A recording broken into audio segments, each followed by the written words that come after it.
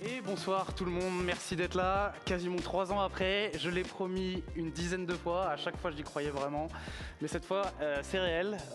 L'équipe e-sport est de retour avec une émission ce soir qui va parler de la LFL et des modèles économiques autour de la LFL. On ne change pas les thèmes qu'on avait embrassés il y a 3 ans et plus. Et avec moi pour cette émission de reprise, un plateau XXL. Pour parler d'une ligue qui reprend demain pour son Summer Split. Je commençais par ma gauche, Chips, cofondateur d'OTP, commentateur chez OTP, comment ça va ? Écoute, très bien, merci Paul, bonjour à tous sur le stream, merci pour l'invitation, bien sûr, c'est un plaisir, tu as dit 3 ans après, voilà, je suis content de voir le Phénix renaître de ses cendres. Et tu as participé d'ailleurs à la création de l'émission en 2000, oui. Époque révolue de gaming. Effectivement, à l'époque de gaming, mais c'était dans nos studios, non ? À l'époque. Oui, complètement. Ouais, c'est bien ça. Oui, donc j'ai vécu la genèse, je vis la renaissance, c'est incroyable. À ta droite, Arthur Perticoz, directeur général, CEO de la Carmine Corp. La dernière fois que quelqu'un de la K-Corp a défendu les intérêts de la K-Corp ici, c'était Xavier Oswald. Oui. Voilà, c'est l'héritage. Je suis très heureux de passer après lui et nous allons gagner le prochain split de LFL. D'accord, très bien, ça pose les choses. À ma droite, Bertrand Amar. Salut Paul. Comment ça va Bertrand ? Ça va super bien. Je suis même pas sûr de devoir te présenter, responsable e-sport globalement chez Webedia, Head of e-sport chez Webedia. Globalement, c'est ça. Voilà, et donc directeur de la LFL par ricochet, plus ou moins ? Par ricochet, disons que j'ai effectivement la responsabilité de la LFL, mais il y a toute une équipe qui s'en occupe. Mais effectivement, j'étais là au lancement de la LFL et donc je suis ravi de pouvoir échanger avec toi, avec vous ce soir.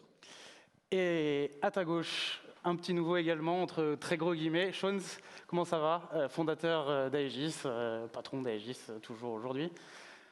Ouais, cofondateur, on peut dire. Oui, cofondateur. EMG et Mister MV, et très content d'être là. Moi, je regarde toutes les émissions. T'en as fait, donc c'est un petit rêve qui se réalise en tant que viewer.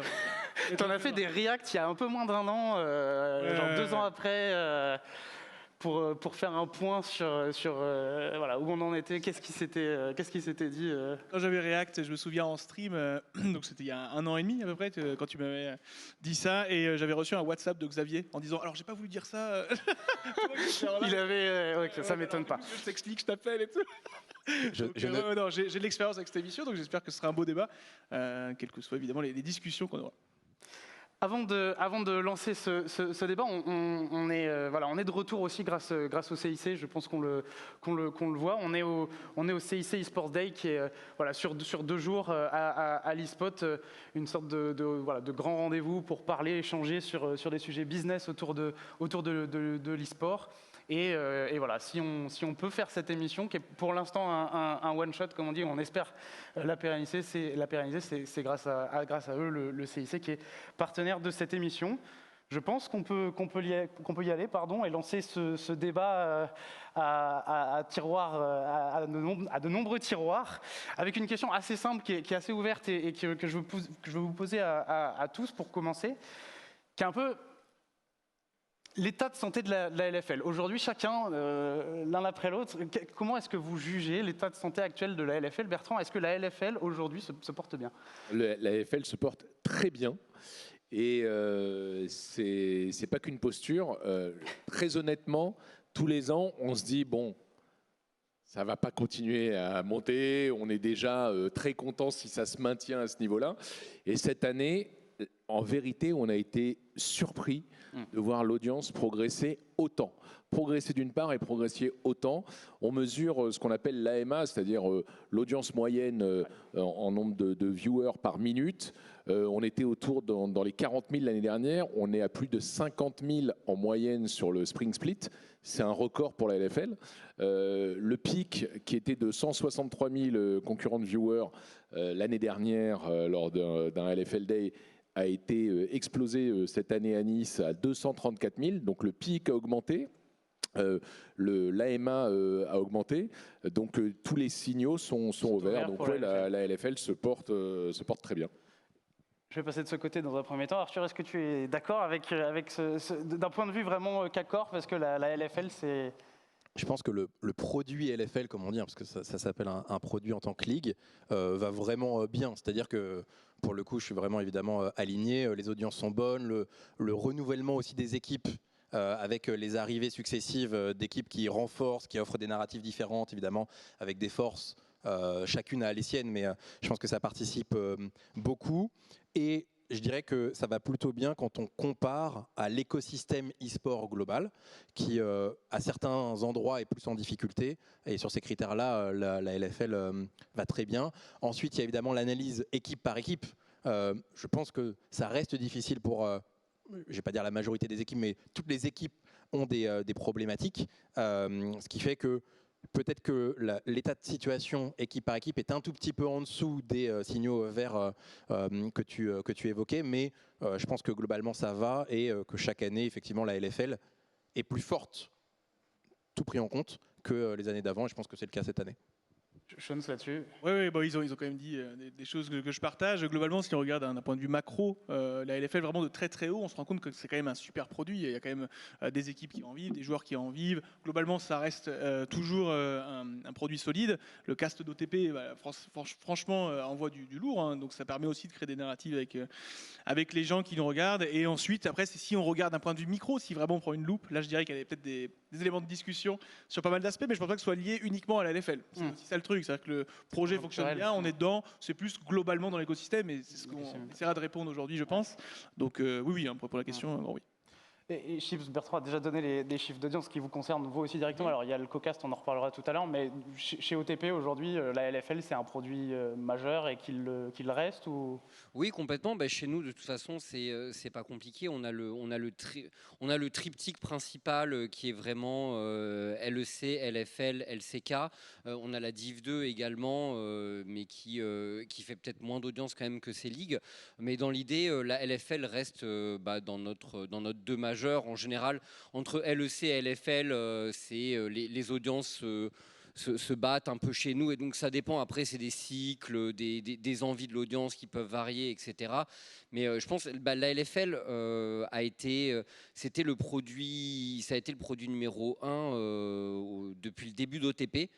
En termes d'audience. Cette année, je pense que c'est un peu plus disputé, mais de mon point de vue, l'éco-stream ont aussi pris effectivement pas mal d'importance qui change un peu la donne, effectivement, mais dans l'idée, la LFL reste un produit majeur de la diffusion e-sport sur League of Legends en France, c'est clair, et c'est top 2 avec le LEC, pour nous, c'est des soirées prime time où on met tout, on donne tout, parce qu'on sait que ça fait briller l'e-sport en France et c'est parmi nos meilleures audiences.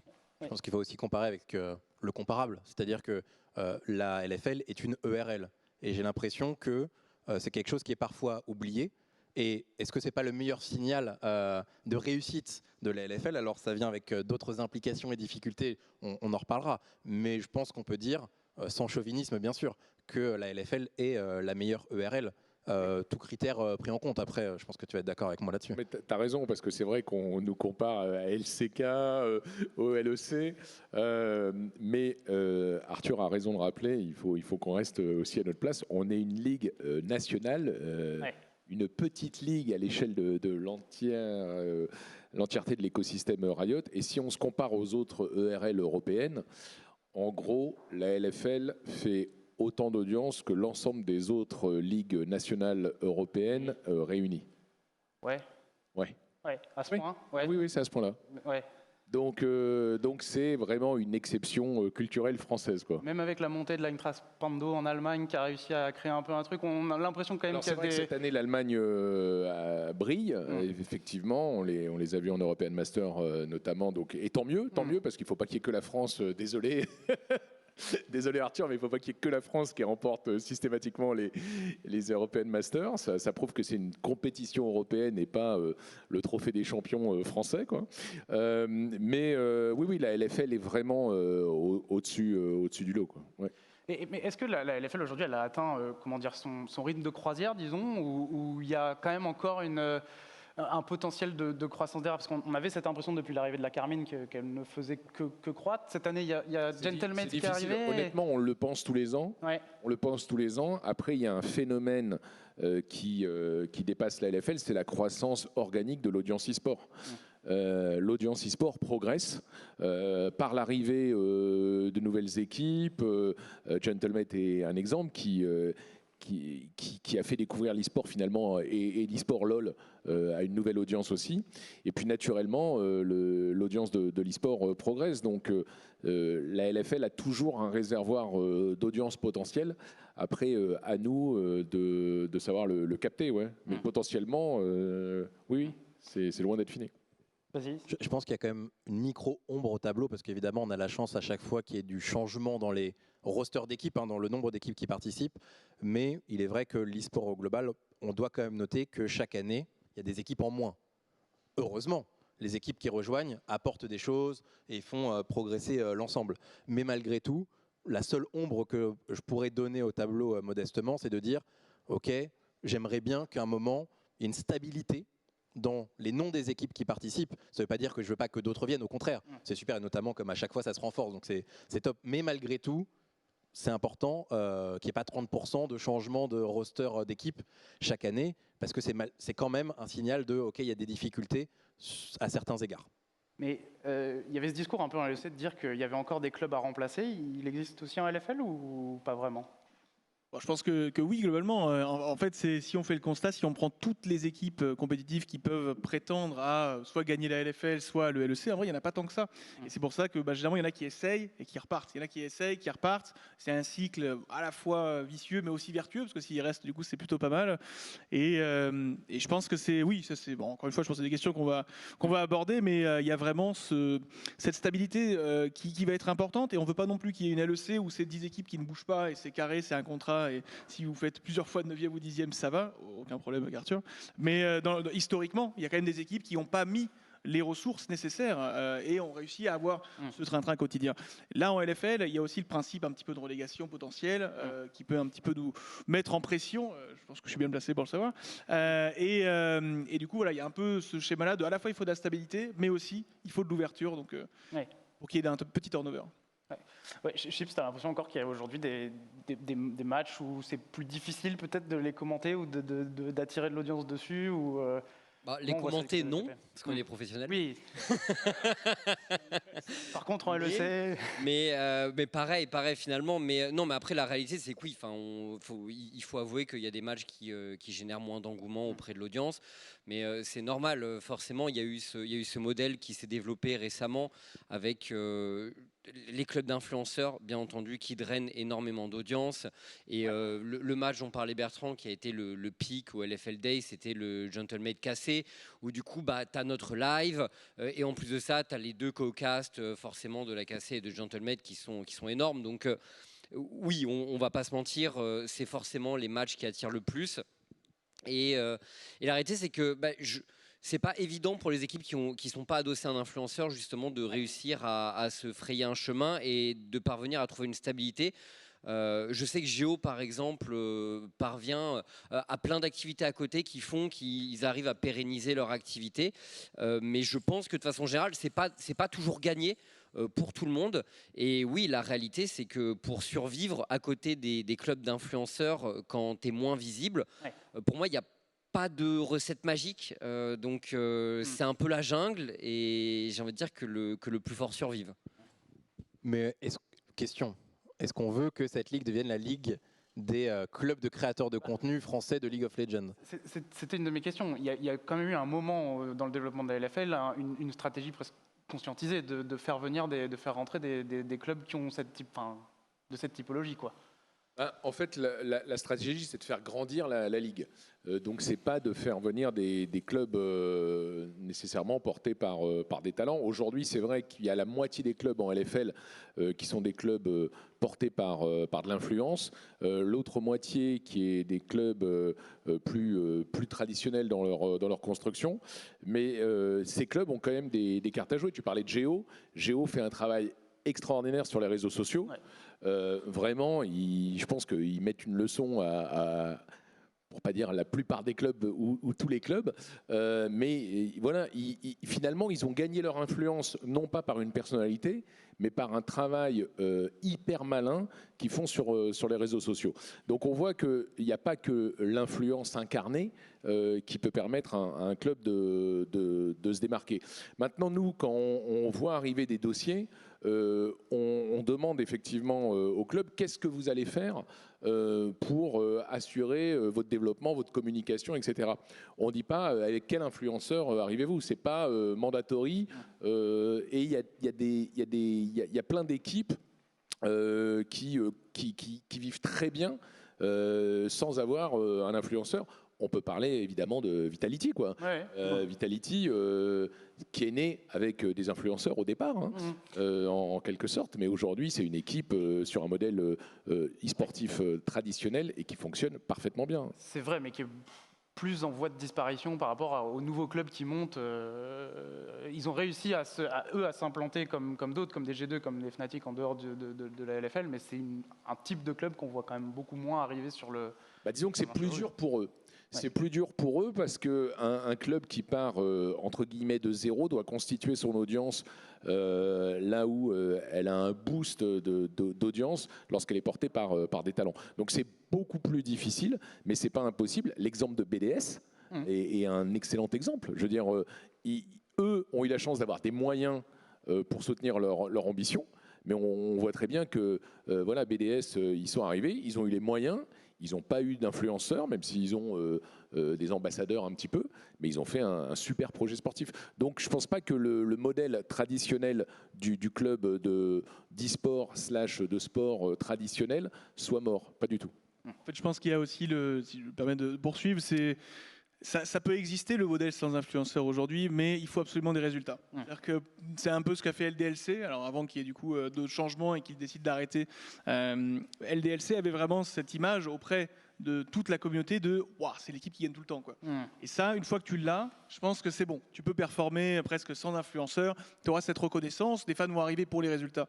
En revanche, des équipes, je nous mets dedans avec Aegis, ou bien par exemple TDS, qui a rejoint la LFL il n'y a pas longtemps, ça va être des clubs qui peuvent vivre, même s'ils n'ont pas trop de résultats, parce qu'il y a quand même la fanbase, il y a quand même le soutien, et le jour où il y a des résultats, c'est catapulté. Et en fait, c'est là aussi où moi je verrais plus le modèle influenceur comme un multiplicateur. Il se passe quelque chose, c'est la base, mais par contre, quand Carmine gagne, c'est x 200 000 par rapport à si LDLC gagne, et vice-versa pour d'autres clubs. Là où si BDS gagne, il n'y a pas le fois beaucoup. Et derrière, après, ça se voit au niveau des événements LFL Days, les fanbases, il y a beaucoup plus de maillots Carmine, de maillots TDS, de maillots Aegis, etc., que de maillots GameWard, BDS ou Géo, qui naturellement en pâtissent forcément par manque d'influence. Oui, et puis de toute façon, il faut 10 équipes pour faire une très bonne ligue.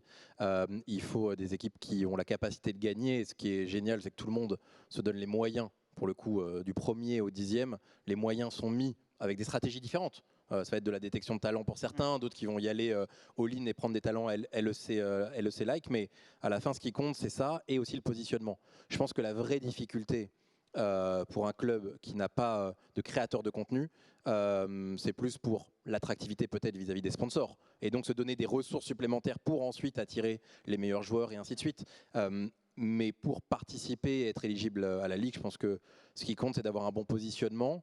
Et typiquement, le cas de Team Geo est superbe. On voit bien sur les réseaux sociaux qu'ils ont un positionnement, il est clair, net, précis et ils mettent une claque sur la création de contenu pour hyper les matchs à tous les autres clubs et notamment ceux qui ont des créateurs de contenu.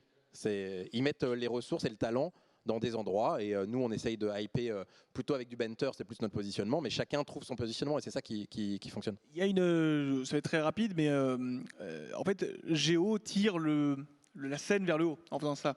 Ça rappelle aussi un autre arc en communication et je pense que Cassé aussi a été sous l'impulsion, c'était les visuels de match. C'est-à-dire qu'il y a 2 ans, littéralement, c'était des magnifiques visuels. Et on se disait tous au début, mais c'est magnifique, wow, avec la DA, je sais pas, un peu Star Wars, un peu truc et tout. Aujourd'hui, c'est un peu outdated, quoi. Tu fais un beau visuel, ok, mais t'as quoi d'autre? Et en fait, je pense que c'est ça, en fait, c'est chacun d'entre nous, on va continuer à faire des choses, Géo, à tirer vers le haut. Mais l'année prochaine, ça ne suffira pas de faire des vidéos comme ça. Il faudra un marketing aussi qui continue à être plus puissant. Mais voilà, en fait, on pose des briques et c'est ça aussi l'e-sport. C'est la beauté, c'est la raison pour laquelle. Je rebondis sur ton exemple parce que c'est une discussion qu'on avait hier avec Dave, qui est le DA de la Carmine.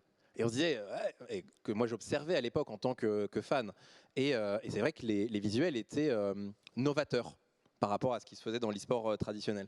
Mais aujourd'hui, c'est devenu la norme.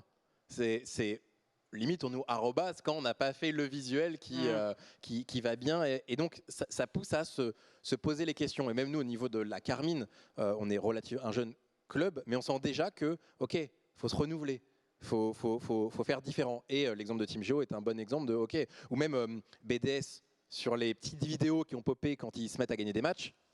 Ouais. C'est génial. Et donc on sent que dans les réussites de la LFL, il y a aussi la capacité à s'adapter à ce type-là de création. Et boum, tout d'un coup, ça pop. Et je pense qu'il y a ça qui participe aussi au fait qu'on reste une ligue numéro 1. C'est que la première fois que tu vois quelque chose de novateur dans l'e-sport européen, c'est souvent, pas toujours, mais souvent, la LFL qui le montre en premier. Et ça, c'est chouette. Complètement, c'est chouette. Et je pense que là, Arthur, tu as résumé un peu le challenge de toutes les personnes autour de cette table. C'est-à-dire qu'on s'auto-challenge en permanence, on est obligé de se renouveler en permanence. Oui. Dans l'e-sport, tout va beaucoup, beaucoup plus vite. Si tu compares à l'évolution de la Ligue 1 dans le foot, c'est le même produit depuis... ça bouge pas, ça bouge pas, c'est hyper stable. Nous, on peut pas se permettre. Si on est stable, on est mort. Donc, on est toujours obligé de se réinventer. Quand je dis nous, c'est tout l'écosystème. Ouais. C'est OTP, Ocast, avec un nouveau studio, une nouvelle DA, une nouvelle intro qui tue. C'est les équipes dans leur manière de communiquer, de se positionner. C'est nous dans la manière de concevoir le produit, de l'organiser, de faire les événements. On peut jamais se reposer. Et c'est ça qui nous passionne. Hein. Je pense que c'est lié aussi aux jeux. Alors, vas-y, rapidement. Les jeux, Rapidement. très rapidement, mais c'est les jeux, parce qu'en fait, le foot, c'est toujours un ballon, c'est les mêmes cages. De temps en temps, Le la jeu règle en jeu évolue. change tous les 10 ans. Nous, c'est pas les mêmes champions toutes les 2 semaines. Donc je pense qu'il y a aussi ce rythme-là qui est instauré Oui, qui par fait ce qu'on que- regarde. ouais. Vas-y, Paul, pardon. J'en ai parlé récemment avec Zerator qui m'a dit qu'il était influencé par ce truc-là dans les jeux aussi, dans sa manière de changer. Donc j'entends cette remarque. Mais sur la partie des clubs influenceurs, Chips, j'ai envie de te poser la question aussi. Vous, d'un point de vue OTP, donc de diffuseur neutre et aussi avec la question des co-casts qui viennent avec les influenceurs, comment vous vous positionnez? C'est plutôt vu d'un œil positif parce que ça amène des gens, il y a forcément des gens qui regardent OTP, qui préfèrent regarder OTP, ou c'est aussi finalement un concurrent quelque part qui arrive sur... Bah, les deux. Ouais. Les deux en réalité, c'est-à-dire qu'il y a forcément des moments où oui, il y a rivalité, on va dire, dans le nombre de viewers, etc. Mais après, le truc, c'est qu'on n'offre pas vraiment la même chose. Donc, Tout à fait. en définitive, tu vois, je vais pas te mentir, au début, on voyait le Cocast, on se disait, c'est chiant ce truc quand même, un peu, mais bon, enfin c'est là, donc déjà tu finis par trouver des côtés positifs au truc forcément, et tu finis par réaliser que tu n'apportes pas exactement la même chose à quelqu'un, un influenceur qui casse son équipe, que ce soit Sean, que ce soit Kamel, voilà, il va amener des choses différentes, et nous on n'a pas ce positionnement là, et malgré, on a un positionnement, on va dire plus classique. Mais ce qui plaît à plein de gens. Il y a plein de gens qui aiment. Après, classique à notre sauce à nous. On n'est pas non plus commentateur de foot à la télé. Mais je pense qu'à la fin, on finit par se dire bon, juste. Jouons sur nos forces à nous, de toute façon. Kamel, il aura plein d'aficionados qui viendront le voir parce que juste ils veulent le voir. Mais nous, en fait. On peut aussi se dire que tout simplement Kamel va agréger de nouvelles personnes qui vont être curieuses. Je sais pas, je vais dire un chiffre au pif, mais peut-être que 60% de l'audience des co-streams de Kamel va rester que sur le co-stream de Kamel, il ira jamais voir autre chose. Mais peut-être que 40% va se poser la question de tiens, je suis curieux de voir tel autre match ou autre. Et donc là, c'est là où nous on se dit bah en fait il y a une opportunité, faisons bien notre boulot, offrons-leur des trucs sympas. Et si ces gens ont envie de voir plus que le match de la KC ou que le match d'Aegis ou autre team d'influenceurs, eh ben, on est là pour prendre le relais. Donc voilà, il y a quand même, je pense, des effets positifs à tout ça. Et une fois que tu l'as compris, ça roule. Honnêtement, maintenant, on n'est plus vraiment choqué. Je vais donner un exemple parce que je partage tout ce que dit Chips. Mais moi, je voulais parler un petit peu de mon ressenti en tant que viewer, vis-à-vis de Rocket League. C'est-à-dire que Rocket League, je suis au courant de ce que fait Rocket Baguette, mais je ne regarde pas régulièrement parce que je ne suis pas un aficionado de Rocket League. Mais lorsqu'il y a les matchs, Carmine, Gentlemates, Vita, BDS, je vais aller sur leur flux et je vais regarder du Rocket League parce que j'ai envie de vivre ça avec les CEO, etc. Mais quand il n'y a pas leur match, ça m'est arrivé d'aller sur Rocket Baguette en disant putain mais ok, il y a telle équipe, il y a G2, voilà, qui sont en train de regarder. Donc en fait, ça permet aussi, donc je pense pour OTP, alors c'est très difficile de s'y intéresser. mais ça capte de l'audience qui ne serait pas allé voir OTP potentiellement dans un premier temps, mais qui le découvre à travers le Cocast. Arthur, peut-être tu voulais rajouter quelque chose avant Je laisse les autres s'exprimer. Alors Bertrand. Je t'en prie. Non, nous évidemment on est pour. C'est même devenu une nécessité. D'ailleurs, ça a fait des petits dans les autres ligues et même sur d'autres jeux. Il y a des ligues, par exemple la VCT, où les co-casts sont le cœur du réacteur en termes de nombre de viewers. Ça peut être une difficulté d'ailleurs pour les éditeurs et ceux qui gèrent ces chaînes, on va dire, de diffuseurs officiels. Mais c'est ce que les gens aussi apprécient et aiment. Il faut être pragmatique. L'e-sport a besoin d'attirer de plus en plus de gens. Le fait que Gotaga et Squeezie commandent de la LFL, ça ouvre des portes sur le fait d'attirer des gens qui n'auraient pas été attirés. Même chose pour Kameto, même chose pour Shones, même chose pour DFG et donc tous ceux qui regardent. Et il n'y a rien de plus plaisant que de regarder Kameto qui hurle pour son équipe. Et c'est complémentaire d'autres modèles plus neutres, justement, qui apportent quelque chose d'autre. Je pense qu'il y a des gens qui sont des haters de la Carmine. C'est insoutenable de regarder Kamel qui caste la Carmine pour eux. Donc, et tant mieux. C'est ça qui fait qu'il y a un peu de sel et ça permet de créer un peu plus de narrative et aussi nous de pouvoir raconter un autre type d'histoire. Parce que si vous voulez que la LFL devienne le top du top du top et continue de se maintenir, il faut qu'on génère des talents. Et pour raconter des histoires, on ne peut pas simplement diffuser via la diffusion officielle, sinon il faudrait toute une organisation et donc des magazines, des émissions qui pour l'instant sont plus ou moins possibles en fonction des moyens de chacun. Mais c'est plus simple pour nous de raconter l'histoire de Caliste parce qu'on est co-streamer. Sinon on ne pourrait pas. Ouais, moi, je rebondis sur ce que disait Arthur tout à l'heure sur la capacité d'innovation de la LFL. Ouais. Le co-stream a été inventé en LFL.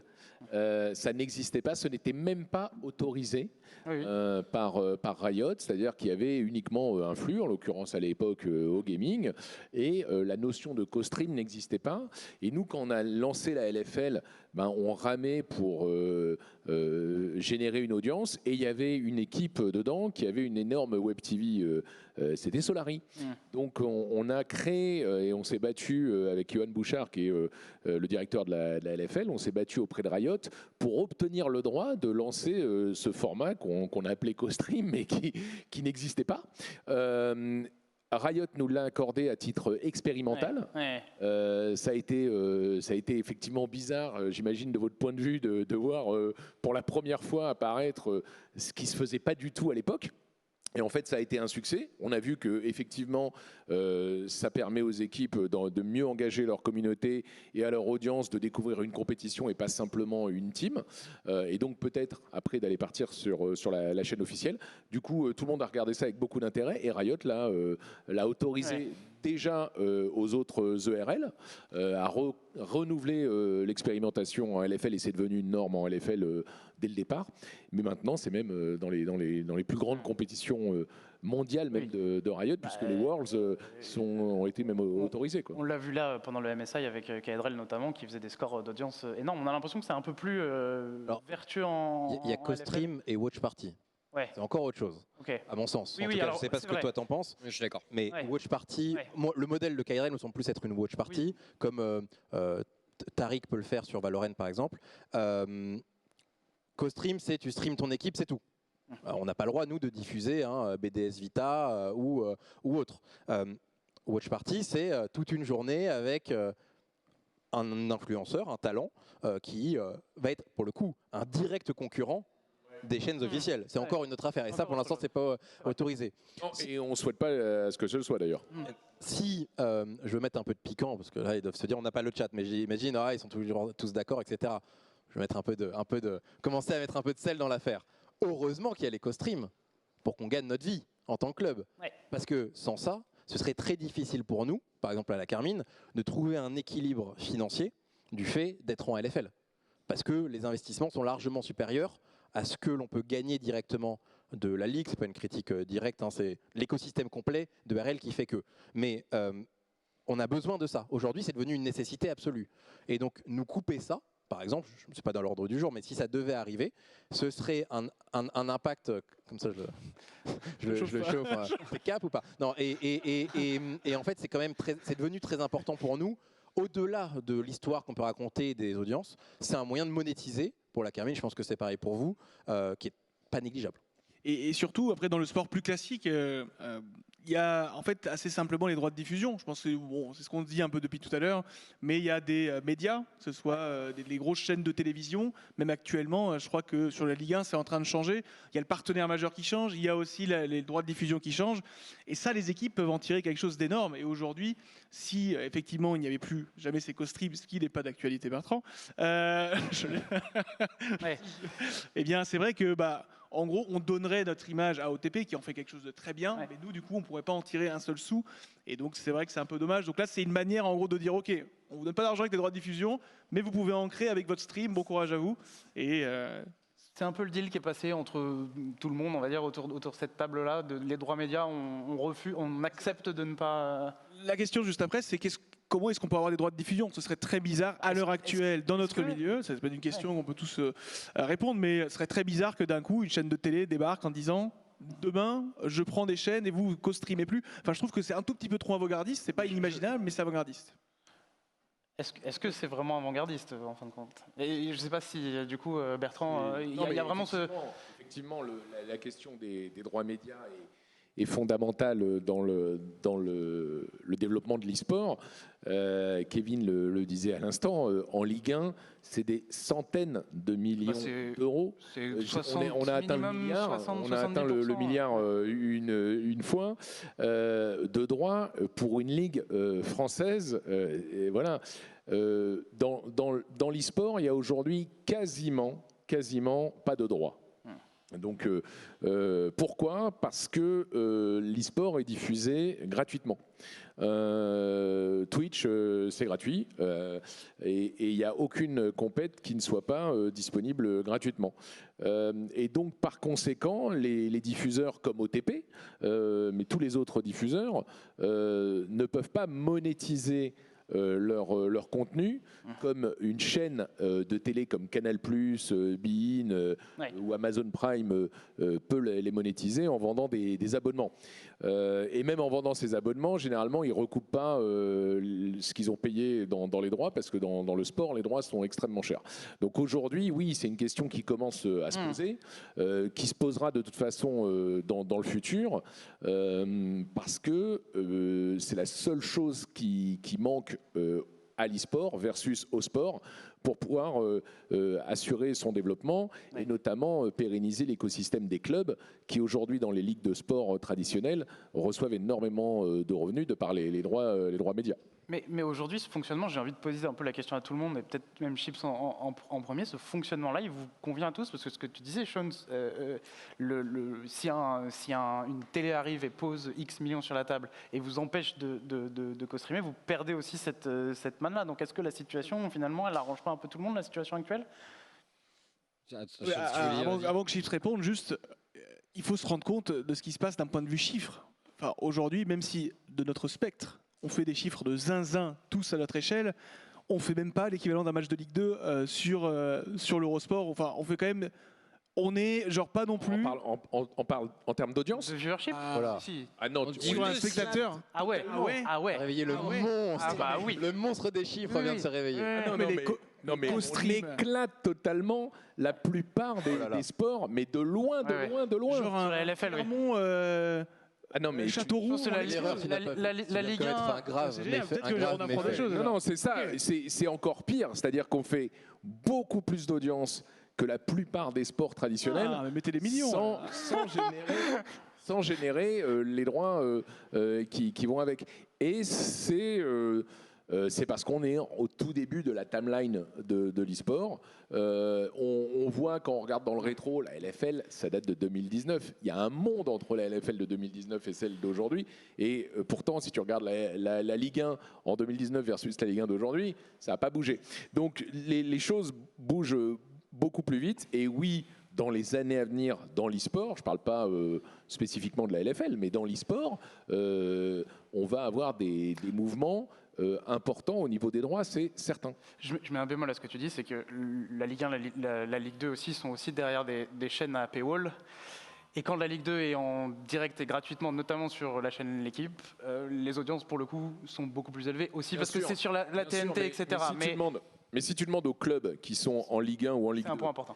Est-ce que vous préférez être vu gratuitement par des millions de spectateurs sur une chaîne gratuite ou être vu par moins de personnes mais recevoir des dizaines de millions de droits, ben, je pense que tu peux poser la question aux clubs qui sont là.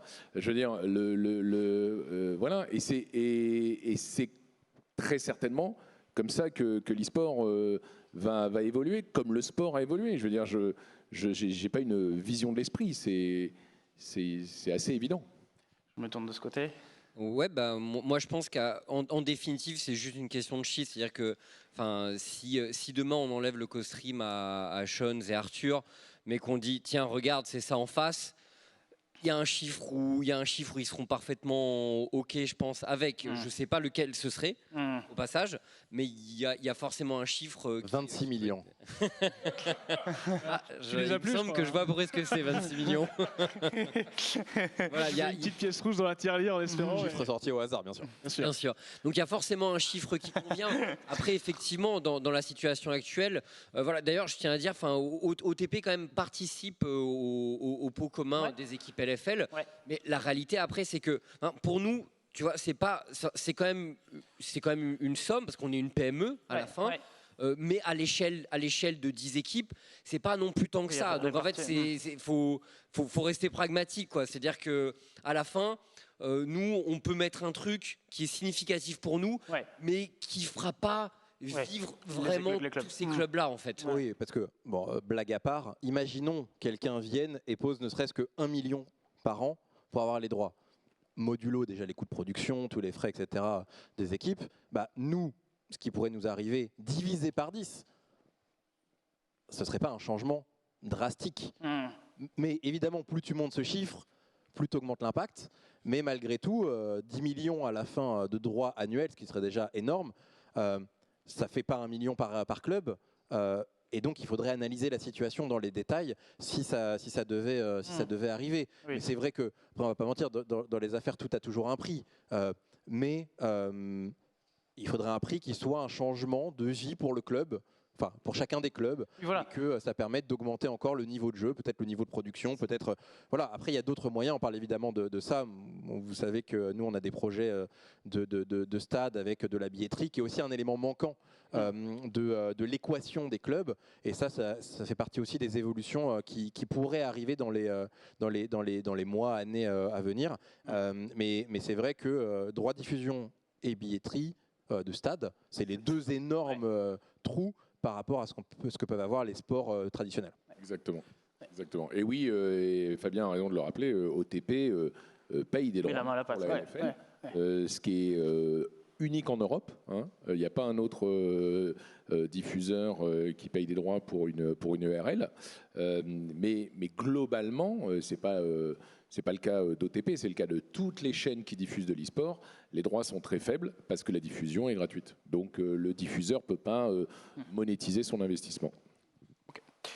On a un petit peu parlé, du coup, on a commencé à un peu parler de comment se financent les clubs. Je vais peut-être d'abord revenir vers toi tout de suite, Bertrand, sur le fonctionnement global de la LFL. On a un peu parlé des droits médias. Comment se finance la LFL Du coup, pas avec les droits.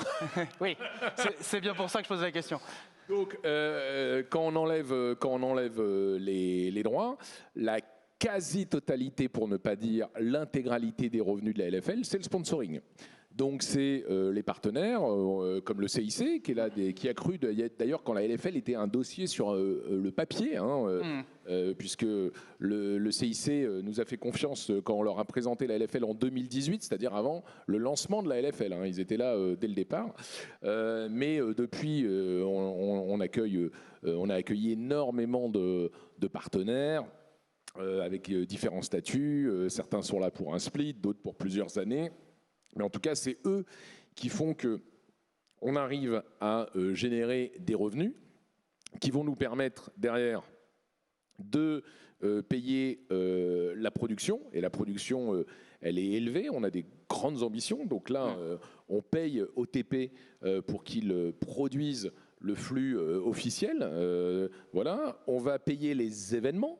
Donc on va organiser, quand on fait un LFL Day, on loue la salle, on book les hôtels, les transports des équipes, etc. Donc c'est énormément de cost. On va partager une partie de ces revenus avec les équipes. Donc les équipes diront que c'est jamais assez, et de leur point de vue, je le comprends. Mais on est la ligue qui distribue le plus, là aussi en Europe, et c'est conséquent.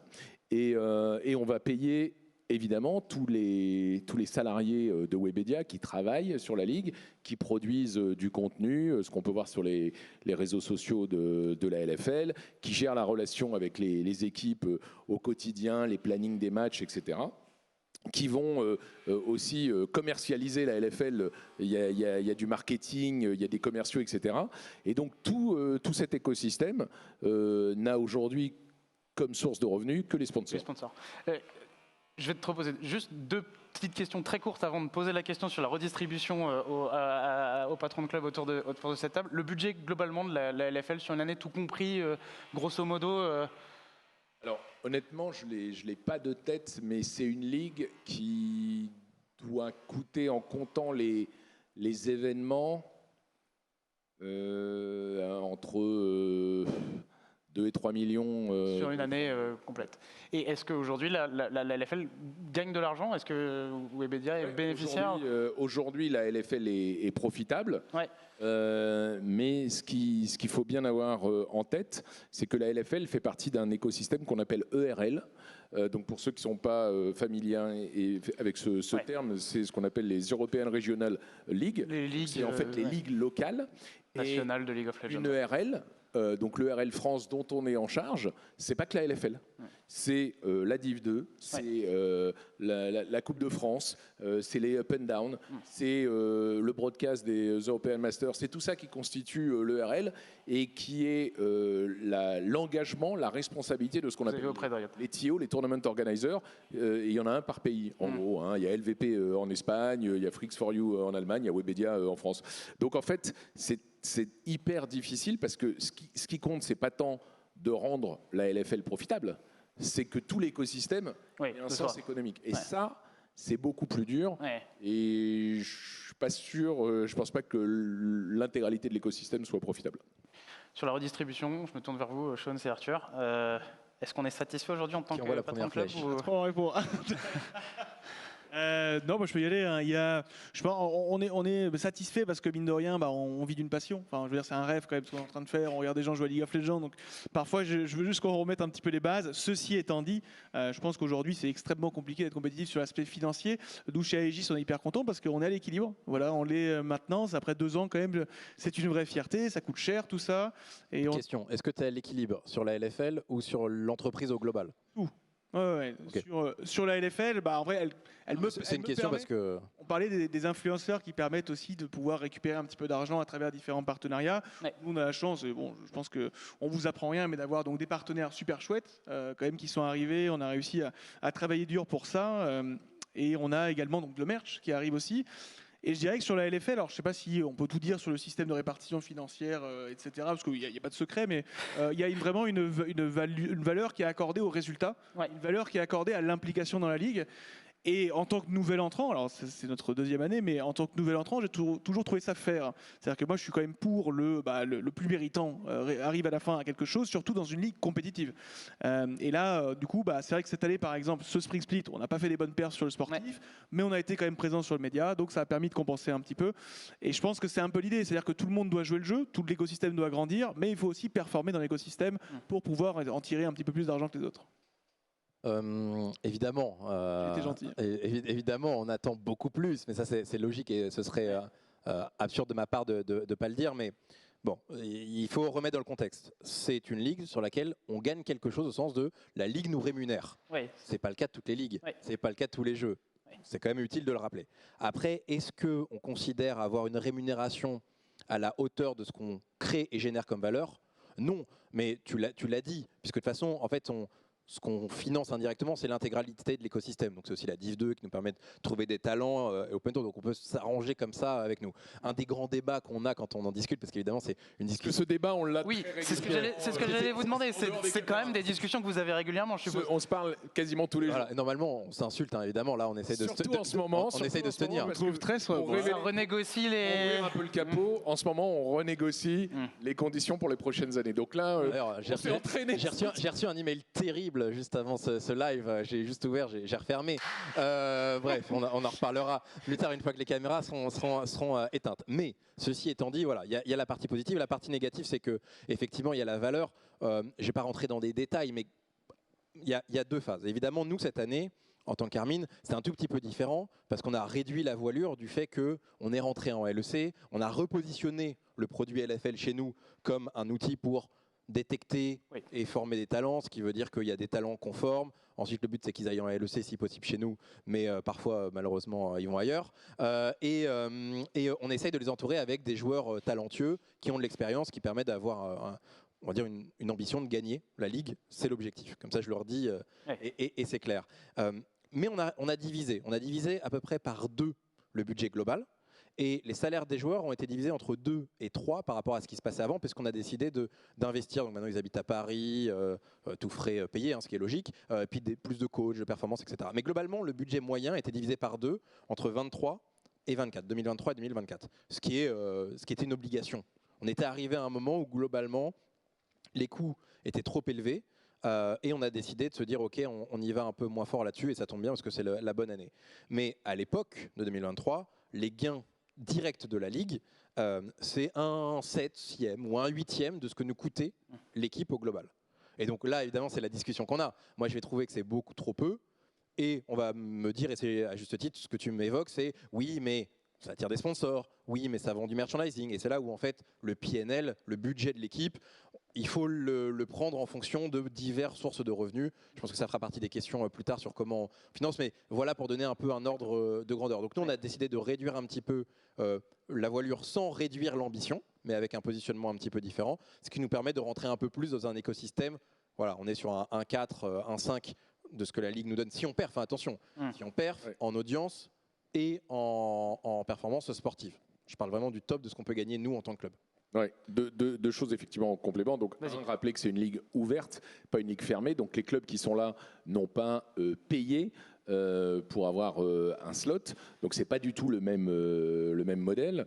Ça, c'est une chose. Et puis, rappeler évidemment que c'est pas la seule source de revenus des clubs. Il y a le merchandising, il y a le sponsor. Et nous, pour ça, on fait tout ce qu'on peut pour aider les clubs à être visibles. En avant, c'est-à-dire que dès le départ, on s'est battu. Et en 2019, Fabien s'en souvient, il n'y avait aucun club qui faisait des interviews d'après-match. Ils n'avaient même pas de caméra. Ça ne les intéressait pas. Et nous, on leur disait, mais c'est pas possible, mettez une caméra, on vous envoie la caméra, même s'il faut. Et tout ça, vos sponsors, on les verra, on verra vos maillots dans le broadcast et tout. Les clubs à l'époque s'en foutaient. C'est-à-dire qu'on a changé d'époque. Et les premiers, on n'avait pas des interviews à la fin de chaque match. Non, c'est vrai. Non, c'est vrai qu'on n'avait pas d'interaction avec les équipes. Et ouais, c'est sûr que du coup, le poids de la Ligue reposait encore plus sur les épaules des commentateurs. Parce que du coup, il n'y avait qu'un seul co-stream qui était Solari. Donc vraiment...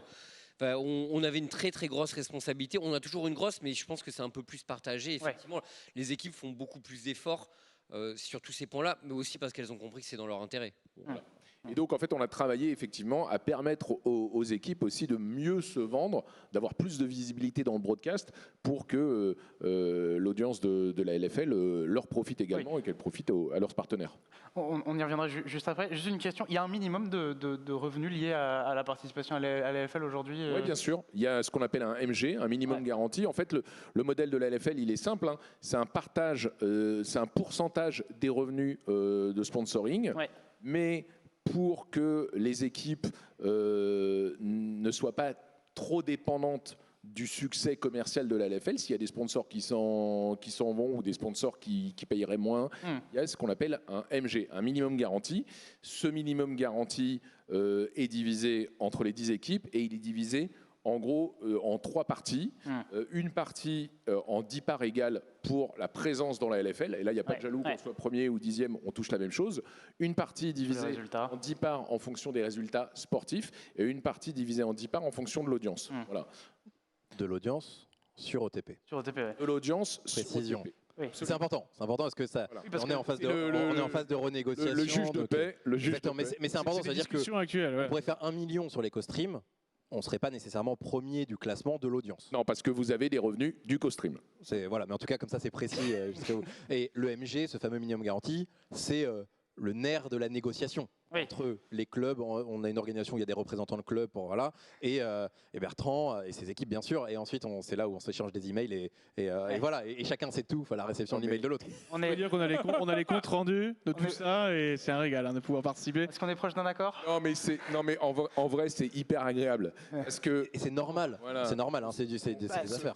on se crêpe le chignon, mais on s'adore tous et on a tous conscience qu'on a besoin les uns des autres et qu'on a tous besoin d'avoir un écosystème qui grandit, etc. Donc on n'est que entre personnes bien constituées et donc même si on se prend la tête et qu'on discute le bout de gras, et c'est normal, chacun défend ses intérêts, on a tous conscience qu'à la fin notre intérêt commun c'est d'une part la LFL et d'autre part la stabilité de l'écosystème. Et donc personne, moi je ne vais pas les mettre en danger, eux ne vont pas me mettre en danger. Il faut trouver l'équilibre qui fasse que... Et il faut le préciser, ce n'est pas une négociation annuelle, c'est une négociation sur plusieurs années, ce qui aussi rend la chose un petit peu compliquée parce qu'il faut prévoir la croissance.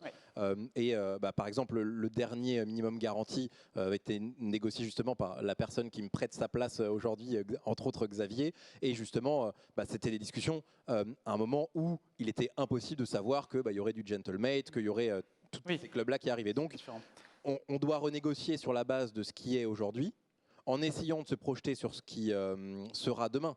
Et c'est peut-être là la partie la plus compliquée. Parce qu'on ne sait pas, est-ce que ça va monter, est-ce que ça va se stabiliser, est-ce que ça va se réduire. Et ça, c'est... Justement, j'ai envie de poser une question par rapport à la Carmine. Avant, votre équipe League of Legends en LFL était votre équipe première, c'est plus le cas aujourd'hui. On sait qu'en LEC, il y a des équipes qui ont fait le choix de ne pas avoir d'équipe dans les ERL.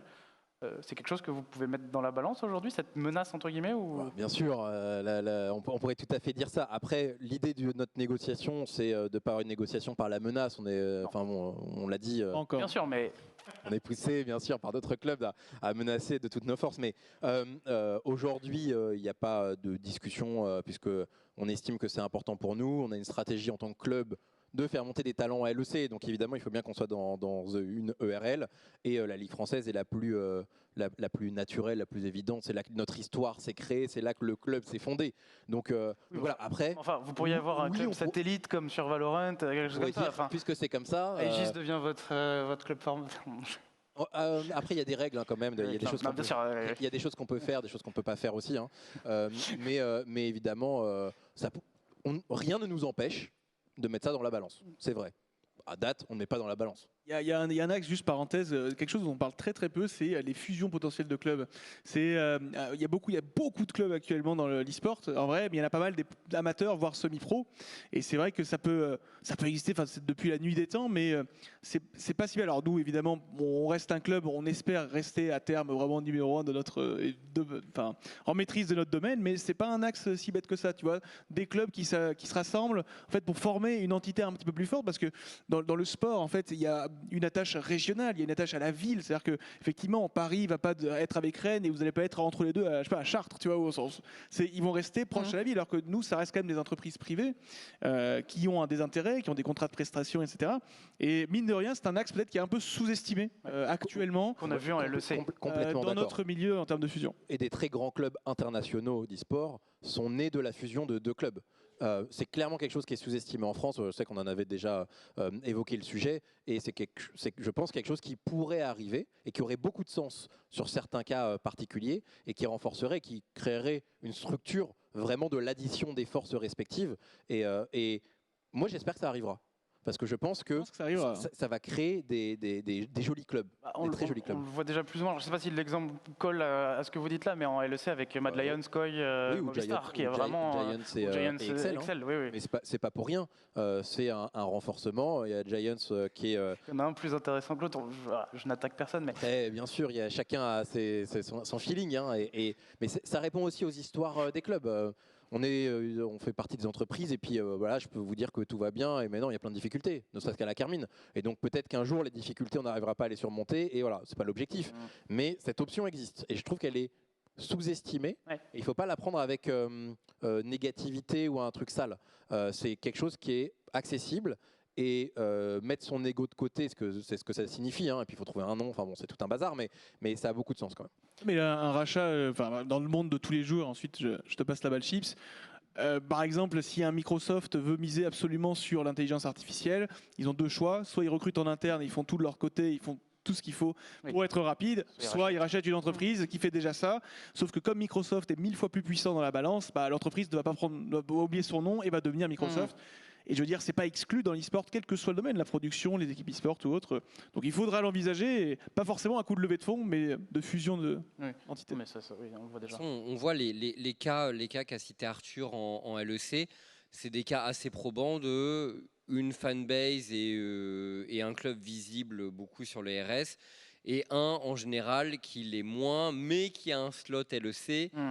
Et donc, fatalement, économiquement, c'est très arrangeant pour le club qui monte. Voilà, donc Giants et Excel, c'était ça. Hein. Giants, c'est quand même un club. Alors, c'est pas Koi, mais c'est un club espagnol qui est quand même connu. Il existe en Espagne, Voilà, donc, et Excel, c'est un club qui a jamais réussi à décoller niveau fanbase. Donc, tu essaies de prendre le meilleur des deux mondes. Et voilà, à quand la Carmade Corp? Franchement, le colosse. Tu t'es dit Arthur, putain, j'ai 26 millions, qu'est-ce que je peux faire? Oui. Alors je les ai. Bien sûr, les doigts. Évidemment, c'est tu les dois, surtout. Pas 26 millions. On a payé une traite. Non.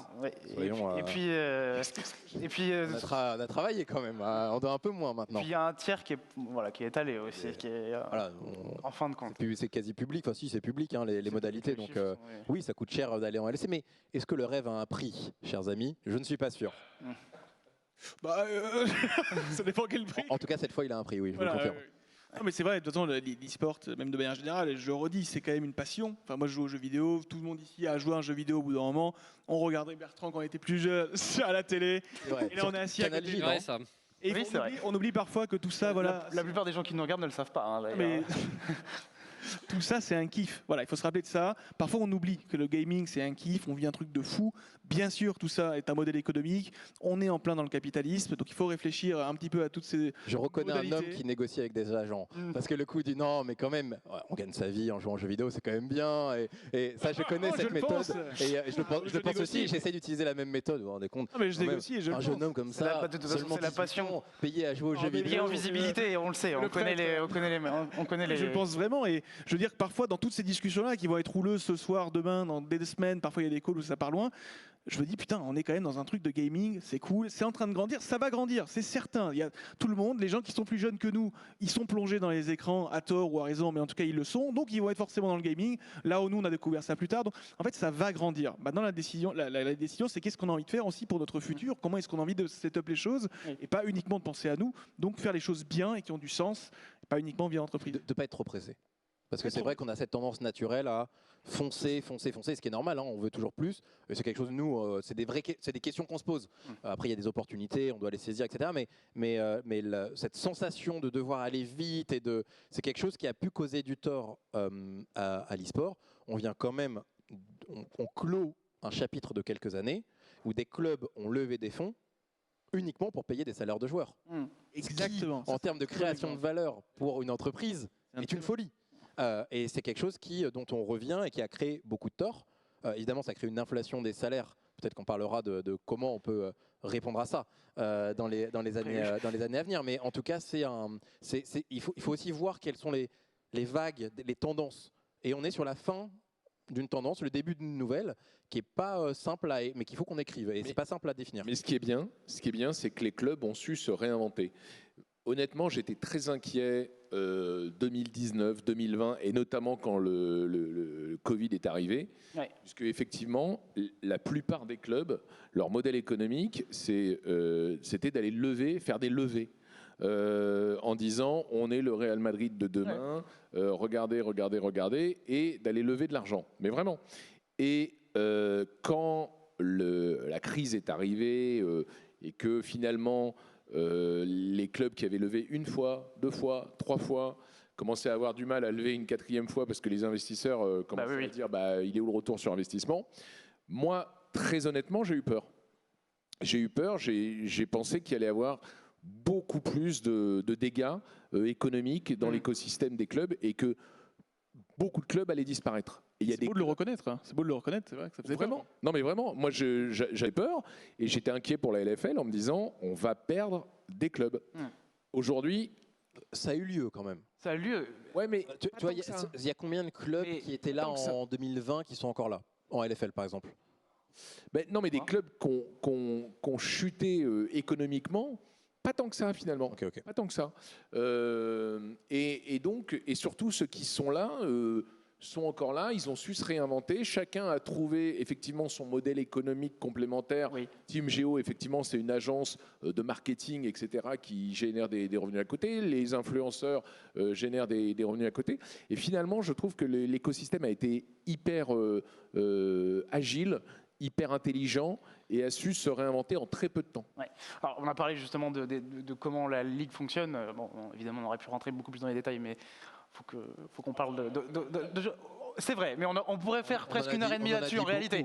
On en a dit beaucoup, tout à fait. Mais il y a aussi la question des clubs. Donc, comment aujourd'hui les salaires maintenant. Alors voilà, comment aujourd'hui les clubs existent dans la LFL? Parce que s'il n'y a pas de droit média, on en a parlé un petit peu tout à l'heure, et si les revenus partagés ne vous satisfont pas tout à fait ce que vous avez sous-entendu également, comment on vit quand on a un club alors? Avec les On sponsors n'aura aussi pas la même également réponse avec Carmine forcément parce qu'ils sont sur une autre planète. Il y a en fait, je pense que déjà, il faut définir quel est ton projet. Nous, aujourd'hui, comme je le disais en tout début de cette émission, on est hyper fiers avec MV et DFG d'être à l'équilibre. Je pense que c'est exactement ce dont je rêvais en lançant le club, en se disant, OK, on peut être un club d'influenceurs, on peut faire les choses bien, on travaille très dur, on a des gens en CDI, on a des gens en Presta. Et on n'est pas obligé de passer par ce système de levée de fonds qui est absolument critique. Enfin, pour moi, c'est vraiment c'est super dur de se dire que, en fait, une levée de fonds de base, tu te dis, OK, j'ai envie de faire ça, ça va me ramener de temps, voici les chiffres, et dans 2, 5, 8 ans, 10 ans, tu vas repartir avec un petit peu d'argent, globalement. Là, on avait beaucoup de levées de fonds, et on parle de 20, 30, 70 millions parfois, où globalement, on leur dit, juste, on va espérer que ça continue bien, et que dans 5-8 ans, sans chiffres un peu malléables ou palpables. Et c'était un petit peu l'antithèse de ce que je pense que ça crée beaucoup de difficultés et de problèmes au quotidien, c'est d'avoir un projet un peu sain. Et ça, on l'oublie un petit peu avec ce système capitaliste très rapide, le monde de l'entrepreneuriat, on le connaît, le monde de LinkedIn, le monde de voilà, c'est d'être la course au levée de fonds. Le nombre de licornes qui se sont écrasées dans le monde actuel de la French Tech, c'est absolument délirant. Et on parle de très grosses sociétés qui ont fait du bruit, tu vois. Et on a eu aussi exactement le même cas dans l'e-sport. Ça me terrifie de voir des clubs qui perdent 3, 5, 10 millions par an. En mode, on fera peut-être mieux l'année prochaine. C'est terrifiant. Moi, je vois déjà un moins. Déjà, je suis pas bien parce que c'est pas le but de la vie. Le but de la vie, c'est de créer des projets pour être à l'aise, pour avoir son petit chez-soi, pour pouvoir faire vivre des gens, créer des écosystèmes. Et que voilà, tu regarderas dans 5-10 ans, tu as créé un village, tu vois, tu as créé une ville, tu as fait quelque chose de cool. Et donc, c'est un peu, pour répondre à ta question, avec ce modèle-là qu'on est allé sur les différents jeux. Et typiquement, on allait sur TFT, on a réussi à créer un petit peu avec TFT. Et on allait sur League of Legends, on s'est dit, OK, si on dépense tant, comment on peut gagner tant? Et on arrive à l'équilibrer. Et c'est pour ça que, bien sûr, on est dans les discussions. Et c'est bon, plus Arthur et d'autres compères qui négocient ça. Mais nous, on est très contents de pouvoir utiliser cette image de marque. Il y a des marques qui nous disent, ah, vous êtes en LFL? OK, premier split, on a fait deuxième. Ça a de la valeur et c'est comme ça qu'on construit petit à petit.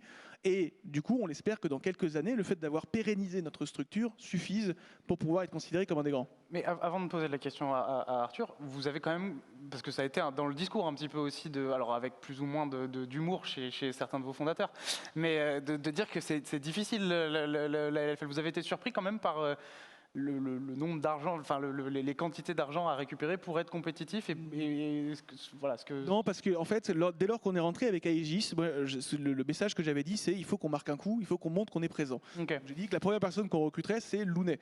Et Lounet, il a été quoi 4 fois champion de France avec la SEL juste avant. Et quand tu recrutes cette personne-là dans ton club Day One, tu sais que tu as une ambition. Et du coup, toutes ces questions-là ont été discutées avec lui en amont, tout le budget. On a pris donc Eika aussi, qui était le MVP de l'année le premier jour. Et on a vite compris ce que c'était. Voici notre objectif, voici combien de temps c'est. On avait mis un petit peu d'argent avec DFG et Mister MV, bien sûr, pour démarrer comme toute entreprise. Et puis ensuite, derrière, c'est de trouver l'équilibre, mais sans lever de fonds. Et ça, on a réussi à le faire. Et ça devrait être pour moi le modèle classique. Ça devrait être ce modèle-là qui devrait régner. Et je suis sûr que dans quelques années, ça va continuer. Mais on n'est pas obligé d'aller plus vite que la musique, c'est-à-dire parce qu'on serait à perte, on suit juste le flow et on y arrivera. Après, je suis assez d'accord avec ce que tu dis, mais après, toi, tu as une vision un peu d'artisan, tu vois, au niveau... Non, mais c'est vrai, tu vois, c'est un peu brique par brique, etc. Et le truc, c'est dans le cas d'un club, parlons de la Cassée, par exemple, qui ambitionne de jouer sur beaucoup de jeux différents, etc. Là, pour moi, c'est un peu compliqué de ne pas voir l'étape au-dessus. Donc, je pense que ça dépend quelle dimension tu veux au niveau de ton club aussi. Oui, et puis de l'histoire. L'histoire fait aussi l'ambition des gens qui le fondent et la passion que ça génère. C'est sûr que nous, on se sentait, et c'est pas négatif pour la Ligue, un peu à l'étroit, forcément. Une fois que tu as gagné, mais même la motivation d'y retourner, c'est quelque chose aussi qui se ressentait sur les joueurs d'ailleurs. Voilà, il faut y retourner encore et encore et encore. Et puis c'est 2 splits par an, donc en fait 4 ans, c'est 8 splits. Enfin, ça commence à taper, quoi. Faut aussi régénérer un peu l'énergie et la motivation. Et donc c'est ça qui nous pousse à derrière tenter la LEC. Puis ensuite il y a des momentum, des opportunités. Et le business c'est principalement ça. Donc il faut les générer. Puis ensuite une fois qu'elles sont sur la table, on dit ok, on prend pas. Parfois on prend pas, et parfois on prend. Je pense qu'il y a 2 problématiques dans l'e-sport et notamment avec cette vision parce que la Carmine est un cas un petit peu à part, mais en 2023, la Carmine est à l'équilibre. Et c'était quelque chose qui était très très important, malgré les investissements massifs. Alors, je ne parle pas du paiement du slot LEC, qui est c'est un objet qui justement se finance par des mécaniques type levée de fonds ou dette, mais bon, peu importe, on ne va pas rentrer dans les détails, mais l'entreprise est à l'équilibre en 2023, et c'est la première fois que vraiment on était quasiment, là on y est, on est passé de l'autre côté. Donc ça c'est chouette et un sentiment très plaisant que je partage je dirais sécurité. Là où on a potentiellement une problématique, notamment liée à la croissance, c'est ce qu'on appelle le cash flow. Alors, je vais donner des chiffres fictifs. Imaginons que la Carmine fasse 1 million d'euros de chiffre d'affaires et qu'on a 1 million de coûts. Bah, si tes coûts ils sont avant que l'argent rentre, bah là c'est alerte rouge. Spoiler, dans l'e-sport c'est le cas. Il y a des ligues qui payent avec 6 mois, pas de retard, c'est les modalités. Donc, je ne veux même pas parler de retard, il y a un décalage de 6 mois qui entraîne des problématiques parce que les joueurs, les collaborateurs, tout doit être payé, même le merchandising, on avance avant d'encaisser. Et ça fait qu'il y a des gros sujets de cash flow et de capacité à avancer. Typiquement, toutes les équipes qu'on lance, au-delà de la LFL, les premiers mois, on est comme ça. Parce que on se dit, ok, on va réussir, on va trouver un nouveau sponsor, ou on va vendre du merch, ou voilà, on va grandir. Mais on dépense, on investit avant que ça rentre de l'autre côté, même dans les ligues qui sont rémunératrices. Et ça, c'est une partie qui est très difficile à gérer en tant qu'entreprise. Et qui peut nous causer du tort, peut entraîner des relations parfois difficiles avec aussi des prestataires qui ont besoin d'être payés. Et voilà, il y a des retards. Et spoiler, il y a des retards surtout. On peut avoir des sponsors magnifiques et ils vont avoir 2 semaines de retard parce qu'il y a des vacances. Bref, et ça, c'est la partie qui est parfois difficile. Pour revenir sur ta question initiale qui est les sources de revenus, nous, on a la chance d'avoir un merchandising qui fonctionne bien. Les revenus, en gros, les revenus générés par les fans, soit des revenus directs, merchandising ou des skins in-game par exemple, ou de la billetterie. et de l'autre côté, les revenus sponsoring, donc qui sont indirectement évidemment générés par les fans, parce que malgré tout, c'est la capacité d'une marque via la Carmine à cibler des fans qui fait qu'il y a des signatures. Sinon, voilà. Et donc ça représentait en 2023 entre 80 et 85% des revenus cumulés, mais avec un bon équilibre. Et c'est là où notre modèle est relativement novateur par rapport à ce qui peut exister, ce qui a pu exister par le passé, c'est qu'il y a un juste équilibre entre sponsoring et merchandising, ce qui nous rend moins sensible à une non-signature d'un sponsor ou un sponsor qui ne veut pas signer ou n'importe quoi, hein, ce qui peut arriver, mais qui nous rend sensible au fait que le maillot qu'on sort, il faut qu'il marche. Donc on déporte une partie du risque, mais on dérisque. Et l'objectif à terme, c'est d'avoir un juste équilibre entre du sponsoring, du merchandising, des revenus des ligues, skin inclus, etc., et la billetterie de notre stade. C'est l'objectif. Et ça, là, on arrive dans un modèle qui est sain. Et le but, c'est d'arriver à trouver des modèles qui sont sains. Et c'est ça qui est le plus compliqué. Et aujourd'hui, à tous les deux, la manière de fonctionner à l'intérieur de l'écosystème LFL, je prends vraiment juste la LFL, même pour la Carmine qui existe ailleurs, il vous convient, vous arrivez, je parlais d'équilibre tout à l'heure, toi aussi, vous arrivez aujourd'hui à vous dire que le modèle est bon à l'heure actuelle ou... J'ai pas tout entendu. Ouais, il y a un peu de bruit derrière. Non, je veux dire, est-ce que le modèle aujourd'hui de la LFL pour vous est bon et vous permet de pouvoir venir? Comme disait Bertrand, je pense que c'est la réponse, c'est qu'on veut toujours plus, mais ça c'est le cas presque pour tout le monde et je veux dire, c'est le but. Mais alors surtout, moi par exemple, si je devais parler depuis mon prisme, je veux toujours plus pour pouvoir continuer à réinvestir et faire grandir les choses. Un axe hyper important, c'est par exemple au niveau de la formation. Nous, on a voulu mettre ça comme impulsion, c'est un autre sujet évidemment, mais c'est très difficile d'être compétitif en misant sur un centre de formation et en ayant une équipe type derrière, parce que plot twist, tu peux finir 10e. Et en fait, il y a en gros, il y a tous, j'ai envie de te dire, non, c'est jamais assez suffisant, que ce soit LFL, que ce soit EREG, que ce soit tout, parce qu'on sait où le réinvestir. Nous, assez simplement, chez Aegis, on a ce que j'appelle des strates d'investissement, c'est-à-dire que ça c'est une priorité 1, ça 2, ça 3, ça 4, ça 5, parfois ça peut un peu moduler, et dès lors qu'on a de l'argent qui arrive, il y aura un investissement ici. D'ailleurs, il y a des annonces qui arrivent dans pas longtemps pour ça, il y a de l'argent qui arrive, des investissements ici. Et j'ai envie de te dire que on peut toujours faire des choses. On est des créateurs, on est là pour créer des choses. Mais c'est ça. Mais Kevin le disait, on a la passion du jeu vidéo tous en commun. Et donc, si on fait ça, c'est par la passion des équipes, la passion du produit de la LFL. Et je rejoins Sean, c'est-à-dire que personne dans l'écosystème ne se gave. Et nous-mêmes, si on a des revenus en plus, on va les réinvestir dans le produit. On va faire un plus beau LFL Day. On va mettre de la pyro. Carnage va pouvoir s'offrir sa pyro.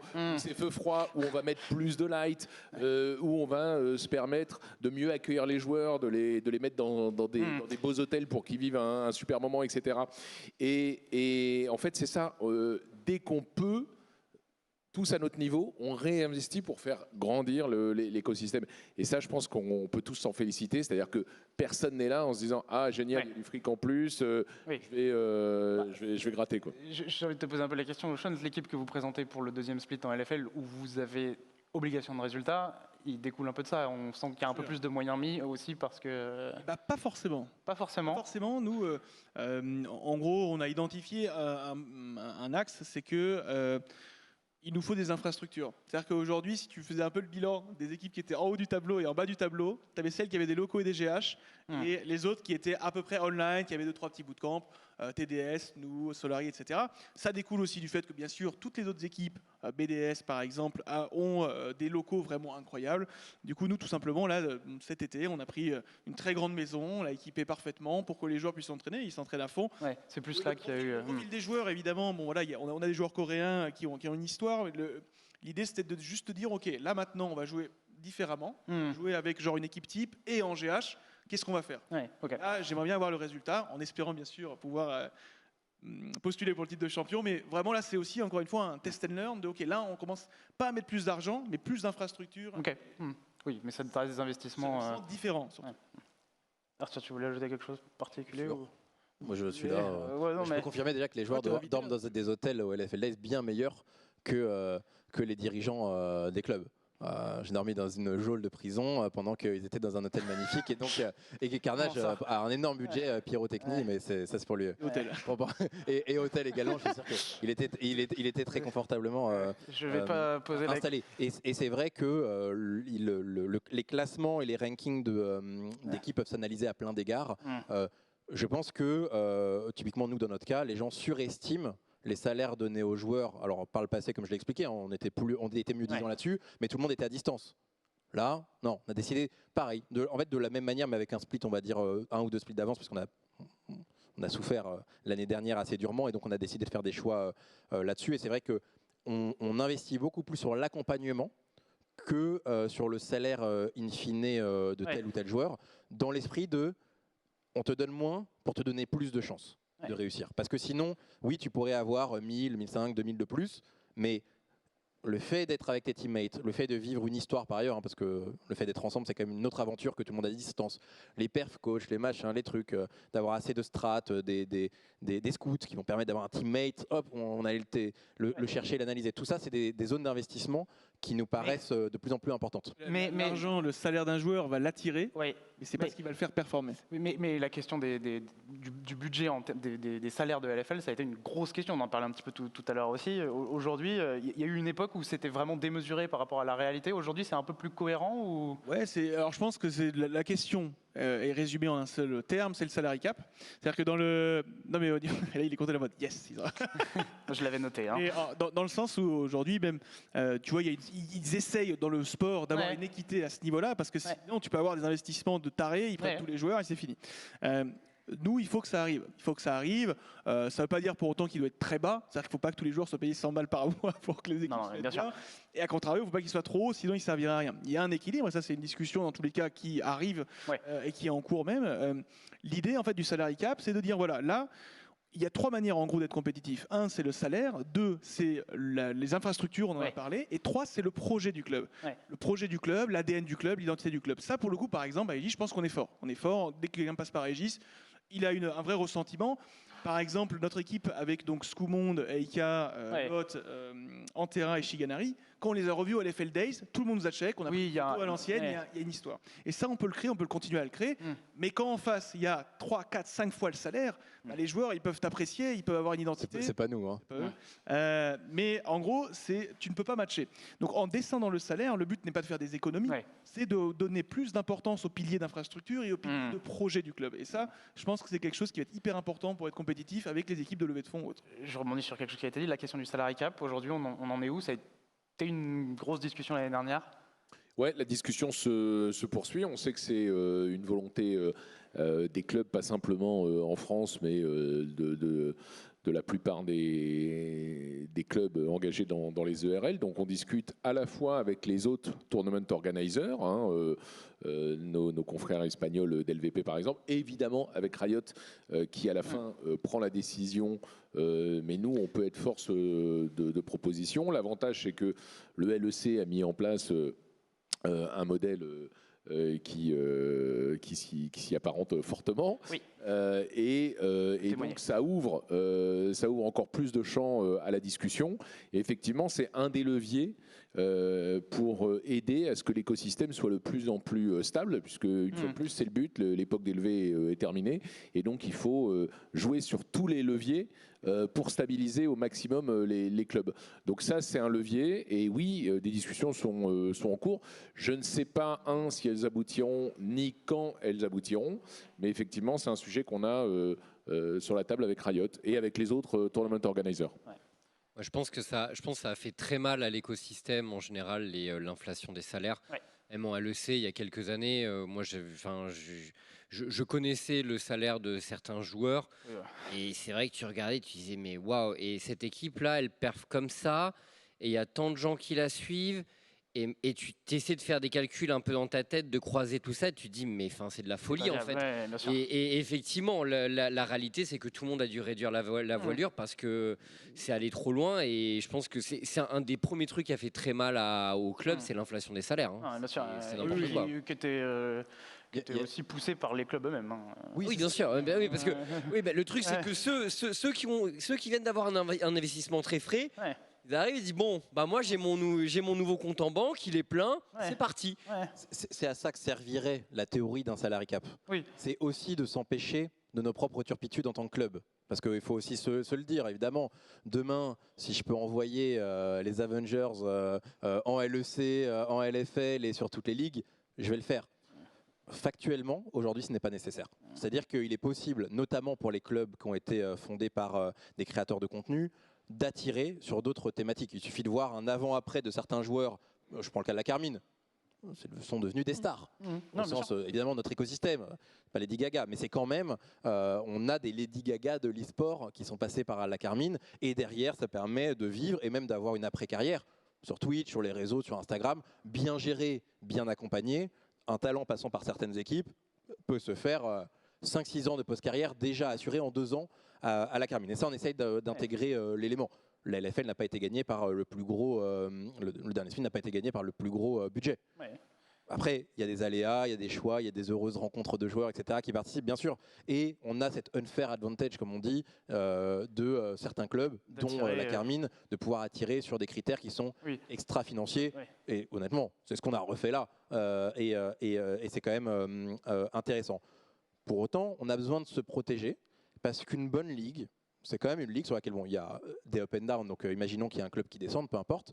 Il faut quand même que les clubs qui disparaissent, ils disparaissent de la ligue.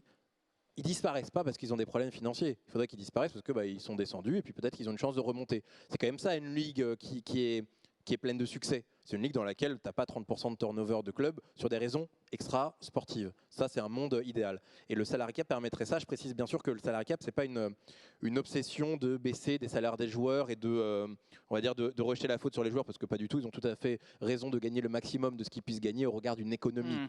Mais la plupart des ligues mettent en place des salary cap. Salary cap ne veut pas dire interdiction de dépasser, hein. Il y a des mécanismes, la NBA est un très bon exemple pour ceux qui veulent se renseigner sur comment ça fonctionne. Et il y a des clubs très régulièrement qui dépassent. Ils en payent le prix, mais ils peuvent le faire. On va dire que ça permet de compenser le fait que les gains ne peuvent pas monter aussi vite que ce qu'on aimerait. Oui. Donc il faut mettre, on va dire, un couvercle sur la cocotte, histoire que ça déborde pas, quoi. C'est un peu ce qui a été mis en place du côté du LEC. On est sur un oui, alors système... c'était mis en place avant qu'on arrive. Oui, oui. On est très heureux que ça existe. Alors après, c'est mis sur plusieurs années avec des modalités, parce qu'évidemment, les ligues préexistent. Donc il y a l'autorisation de pouvoir le faire, et ensuite il y a les modalités. C'est pas si simple. Dans le cas de l'ERL, c'est un truc un peu particulier pour Riot, parce que c'est incomparable avec les autres territoires. Chaque pays, ou chaque regroupement de pays, est une ligue. Ça n'existe pas aux États-Unis, ça n'existe pas en Corée, ça n'existe pas en Chine. C'est un cas très très particulier. Et donc ça fait que c'est compliqué de mettre en œuvre des choses comme celle-ci, parce qu'il faut trouver, il y a aussi des obligations légales, hein, on ne peut pas faire tout et n'importe quoi, mais ça permettrait de bien juguler les situations et de faire un salary cap qui est évolutif. Parce qu'il faut penser à la situation actuelle et penser aux années futures. Si tout triple ou quadruple ou quintuple, on le souhaite dans l'e-sport, il faut que le salary cap il suive la croissance réelle de la situation des clubs pour permettre aux joueurs de gagner ce qu'ils doivent gagner. Et j'espère qu'il y aura plein de fakers dans les années à venir avec des salaires mirobolants, parce que le marché va vers le haut. Oui, mais pour qu'il y en ait, il faut que le marché que l'écosystème soit stable. Donc les joueurs de demain ne doivent pas prendre peur, puisqu'au contraire, c'est ces modalités qui vont permettre au marché de perdurer, aux clubs de se développer, et donc de leur garantir un avenir, les joueurs de demain, quoi. Oui, la LFL a de toute façon besoin de rester compétitif, même sur le marché des salaires aujourd'hui, pour conserver les meilleurs joueurs au niveau des URL. On a... Vas-y. Pour les joueurs aussi, parce que l'axe de Carmine est toujours très intéressant. Ils ont réussi à créer un club qui booste les joueurs. C'est vraiment un trampoline pour les joueurs pour la suite. Mais à contrario, dans l'autre sens, c'est très peu le cas. C'est-à-dire que, mis à part peut-être Reckless, qui a été un bon exemple chez Cassé de Fame, où c'était vraiment un tonnerre. Enfin, j'ai rarement vécu ça dans l'e-sport, un Reckless qui arrive chez Cassé en LFL, c'était vraiment, mais what the fuck, quoi. Et c'était la première fois qu'un joueur vraiment pouvait faire ça à une équipe, dans une ligue, etc. Donc les deux peuvent se nourrir de l'un d'autre. Et donc dans un salaire de joueur, dans n'importe quel sport, tu as les performances sportives, qui est clairement le plus important, c'est-à-dire que si le joueur est un peintre, ça sert à rien. Mais en même temps, tu as tout ce qu'il apporte d'un point de vue marketing. Messi, évidemment l'un des plus grands joueurs de tous les temps, si les jeux ne rentrent pas dans les débats, Léo Messi, quand il vient au PSG, qu'il soit le meilleur actuellement ou pas, il te transforme complètement un club, il te ramène des millions de fans. Aujourd'hui, je la fais très court, dans l'e-sport, aucun joueur actuellement, vraiment, si ce n'est vraiment quelques-uns, et ça se compte vraiment en quelques... Oui, non, bien sûr. Aucun joueur que je recrute aujourd'hui va me dire « Oh, wow, what the fuck, AJ, c'est ça ?» Et c'est pas la faute des joueurs. C'est juste qu'aujourd'hui, on ne peut pas tirer ça. Donc, dans le salaire, dans le poids niveau compétitif plus marketing, le marketing ne doit pas être très élevé. Et c'est ce qui s'est passé, Chips en parlait juste avant, parfois tu vois des salaires, tu leur dis mais concrètement, s'ils ne perfent pas, ils vous apportent quoi? Rien. Ça, c'est un vrai Et même pire, faire évoluer plus tard. S'ils perfent, qu'est-ce que ça a apporté? Un titre. Mais si ça a tué le club. Mais il y a des choses qui se sont passées. On peut citer même le résultat sportif ne suffit pas. Quoi. Genre, ça vaut mieux pas gagner si ça tue ton club. Il faut quand même se le dire. Et donc ça, c'est des choses qui sont aussi à prendre en compte. Parce que il y a des jeux sur lesquels la victoire, c'est cash machine. Counter-Strike est connu pour ça. Oui. Mais il y a des jeux sur lesquels ça ne change rien à l'affaire. Tu ne gagnes rien de plus. Tu as le plaisir d'avoir gagné et c'est normal. Mais à quel prix? Et donc c'est là où il faut trouver un juste milieu. Et on a tous envie de gagner. Donc il faut se prémunir des coups de folie. Pour autant, on est ravis de voir des équipes qui arrivent avec des rosters hyper ambitieux. Gentlemates est venu avec un roster ambitieux. Ça fait plaisir. C'est mieux qu'ils viennent avec ça qu'avec une équipe en se disant on joue modeste la première année, machin. Non, ils viennent, boum, et ils font top 3. Et ça fait plaisir. Ça met du défi. C'est quand même aussi intéressant. C'est là où il faut trouver un juste milieu et pas être non plus avec des critères qui sont trop bas, parce que sinon, c'est dans l'intérêt de personne. L'objectif de tous les clubs et de toutes les ligues, c'est que les joueurs soient professionnels. C'est-à-dire qu'ils soient full-time sur le fait d'être joueurs de jeux vidéo compétitifs, et donc ils gagnent leur vie, et donc il doit y avoir des stars, et il doit y avoir des gens qui donnent aussi envie de devenir ça. Si on veut des joueurs dans 15 ans, il faut que les joueurs d'aujourd'hui, ils donnent envie aux gamins de 6-7 ans d'être ces gens-là. Donc il y a aussi cette partie-là. Donc c'est pas grave que les joueurs soient très bien payés, mais c'est une question de juste milieu. On peut pas citer des cas, et c'est peut-être difficile pour les gens à distance de se rendre compte, mais il y a des salaires de fous, furieux, dans certaines ligues, et c'est pas possible. On approche de la dernière ligne droite. On a un tout petit peu parlé d'un acteur qui n'est pas présent autour de cette table, mais qui est pourtant majeur, qui est Riot Games. On va en parler juste après. On a parlé du modèle économique pour la ligue, pour les clubs. J'aimerais juste poser un peu la question. On en a parlé un tout petit peu tout à l'heure dans la question des droits médias de ton côté, Chips. Aujourd'hui, la LFL chez OTP, au-delà de la place que ça prend, qui est importante en termes de viewership, on l'a dit, même financièrement pour vous, dans votre écosystème, c'est majeur. Voilà. Comment aujourd'hui la LFL intervient dans la galaxie OTP? Oui, encore une fois, via les mécanismes déjà traditionnels de Twitch, plus effectivement le fait qu'on a un budget de production pour atteindre un niveau de qualité quand même qui soit le standard qu'on souhaite pour la LFL et qui mette en avant la ligue. Oui, c'est la LFL, c'est gros. Maintenant, faut voir aussi un truc, parce que les gens doivent peut-être penser qu'on sait exactement combien on gagne sur tous les produits. C'est faux. C'est faux, et ça, c'est quand même la particularité de Twitch. C'est-à-dire que comme c'est pas très bien foutu, en fait, c'est un espèce de gros pot commun, et tu peux faire un peu à la louche. Mais parfois, et ça me fait marrer parce que c'est une discussion que j'ai souvent avec mon DG qui gère aussi les finances et qui me dit, mais tu sais, Chips, parfois, là, regarde, tu vois là ce truc-là, là on avait 80 000 viewers en pic, on a brassé tout plein de monde, c'était incroyable. C'est une journée de merde. On n'a rien fait rentrer. Là, tu vois, cette journée-là, on avait 10 000 viewers en pic. L'inventaire Twitch était rempli. On a fait x3 par rapport au jour avec 80 000. Et tu regardes, tu dis, en fait, partant de là, et le truc, c'est que nous aussi, sur une journée, tu vois, du coup, on va avoir de la LCK et du LEC, par exemple, ou de la LCK et de la LFL, ou de la Div 2. Et donc, en fait, comme en plus, tu as plusieurs ligues sur une même journée, pour nous, c'est quasiment impossible de vraiment discerner qu'est-ce qui a de l'impact ou autre. On est hyper dépendant, sur Twitch, en fait, on est juste dépendant de leur capacité à remplir leur inventaire et à le monétiser. Du coup, oui, la LFL, c'est gros. La LFL, c'est gros pour nous, mais notamment en fait, parce qu'on a des budgets de production qui, du coup, nous permettent d'avoir un fixe où on sait que. Mais derrière, en fait, la partie variable qui est tout le côté médiatique, c'est très difficile à dire. C'est très difficile à dire. En ce moment, il y a la pub de Brooks sur Vinted, ça doit. Ah, celle-là. Va-t-il vendre son cardigan ou pas? Question qu'on peut se poser. Ça fait un moment qu'il le remet en vente quand même là. En tout cas, il est en vente pour 25 €. Mais point important, parce que même les clubs, c'est très difficile, une fois qu'on a, on va dire, grandi et qu'on a un certain nombre de rosters, de faire la valeur unitaire des gains par roster. On peut jauger, mais par exemple à la Carmine, on a principalement des sponsors qui sont transverses. La valeur unitaire de chaque roster dans ce package-là, très difficile, voire impossible à mesurer. Donc c'est aussi une particularité de l'e-sport par rapport au sport traditionnel, c'est qu'on est tous l'équivalent du PSG qui a le handball, le foot féminin, le foot masculin, le judo, et j'en passe et des meilleurs. Bah nous, chaque roster, c'est un sport quasiment. Et c'est très très difficile de savoir, voilà, c'est melted comme on dit, quoi. Tout est un peu fusionné et de faire des PNL. Donc on essaye, évidemment, il y a des clubs plus avancés que nous là-dessus, qui ont des sponsors jeu par jeu, mais ça participe aussi d'une difficulté parfois à sentir ce qu'on gagne par produit.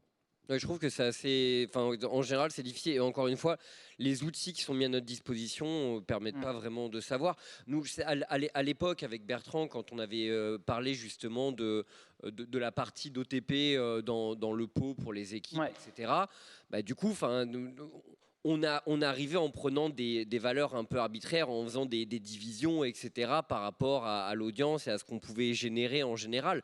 Mais on le disait à Webed et à Bertrand, on ne peut pas être sûr à 100% de ce qu'on génère. Donc après voilà, c'est des discussions. C'est vrai qu'aussi étonnant que ça puisse paraître, l'outil de Twitch est mal fichu. C'est-à-dire, il est nul. Il est nul.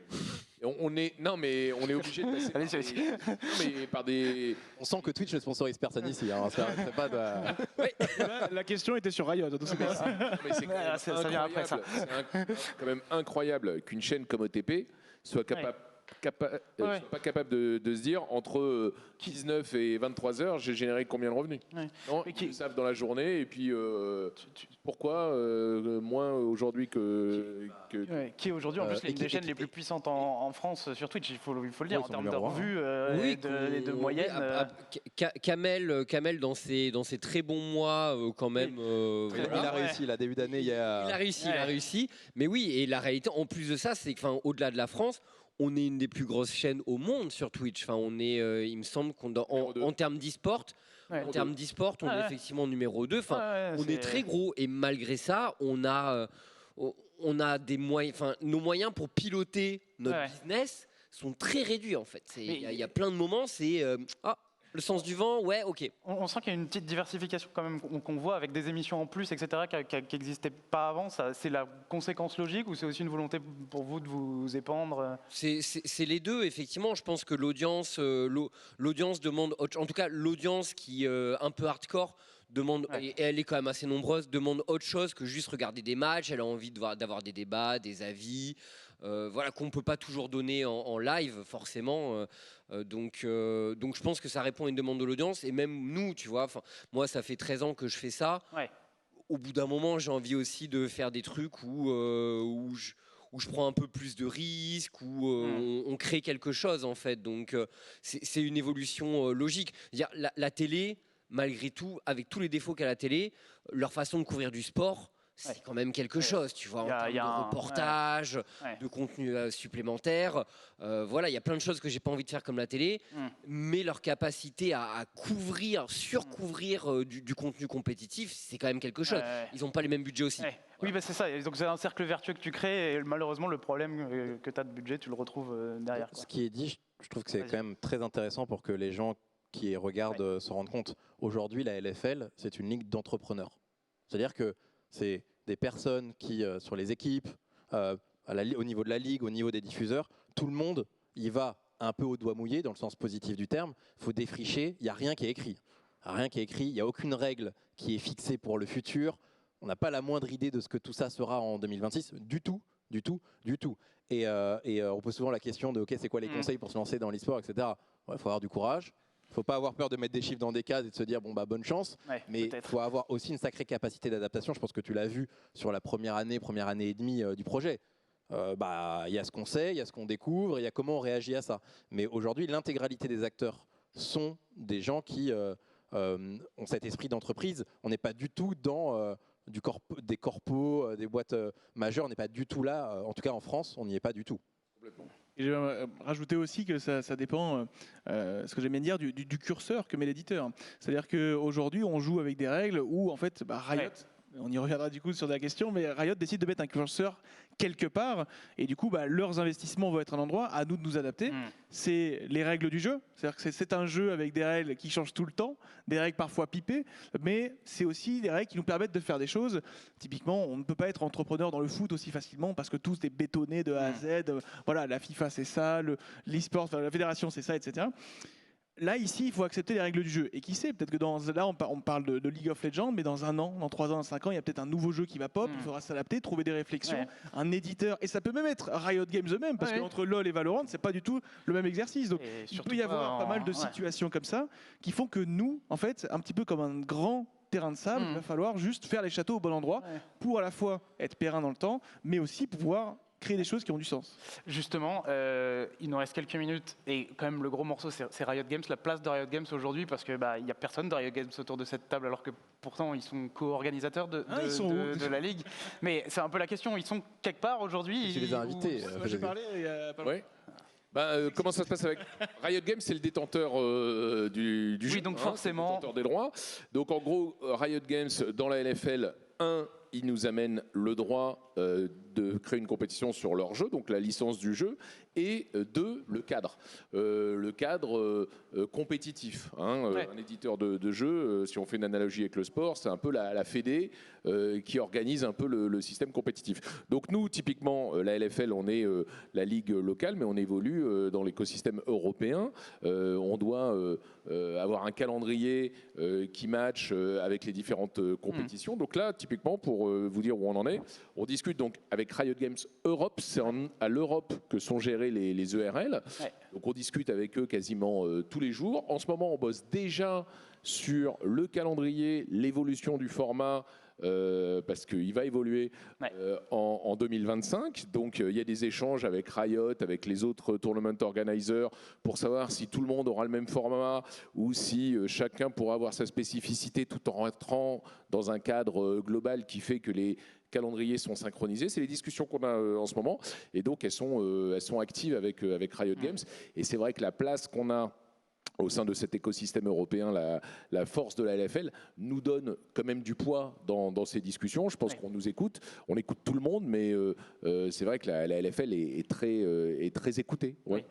Est-ce qu'il y a cette crainte quand même chez vous? Parce que tu parlais de ce qui se passe sur d'autres jeux, on voit que la Ligue française de Valorant n'a pas la même résonance et même Riot, on a l'impression... Enfin, alors, contredis-moi si tu veux, mais j'ai l'impression quand même que le rapport à la LFL et à League of Legends n'est pas le même sur Valorant en termes de RL. Mettre mal avec... C'est pour ça que j'ai dit si tu veux, contredis-moi si tu veux.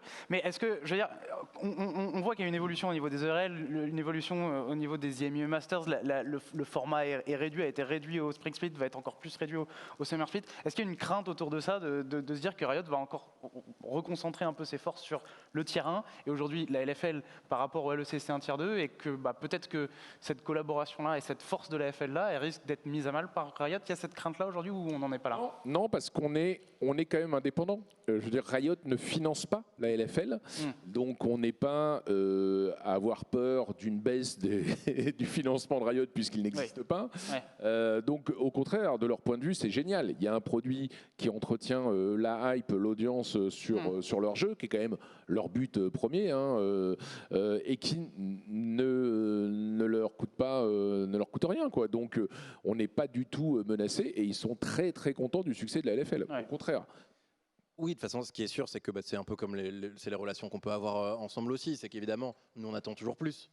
On attend des éléments de sécurisation, d'ouverture d'esprit, de discussion sur un certain nombre de sujets. Mais honnêtement, on a toutes les discussions qu'on veut avoir, on peut les avoir. On a cette chance-là aussi en étant en LEC. Et on s'en rend compte en montant les strates supérieures. On voit qu'il n'y a pas du tout d'acrimonie particulier vis-à-vis de l'ERL. La LFL est souvent utilisée en défricheur, justement, probablement parce que vous poussez des sujets côté WebEd, mais voilà, donc on a cette chance-là. En tout cas, sur la partie ERL, nous, personnellement, on n'est pas inquiet. Évidemment, on a toujours l'espoir, est-ce qu'il y aura des skins, est-ce qu'il y aura machin, est-ce qu'il y aura des bidules. Au contraire, ça va aller plus... L'Europe, chez Riot, c'est un continent.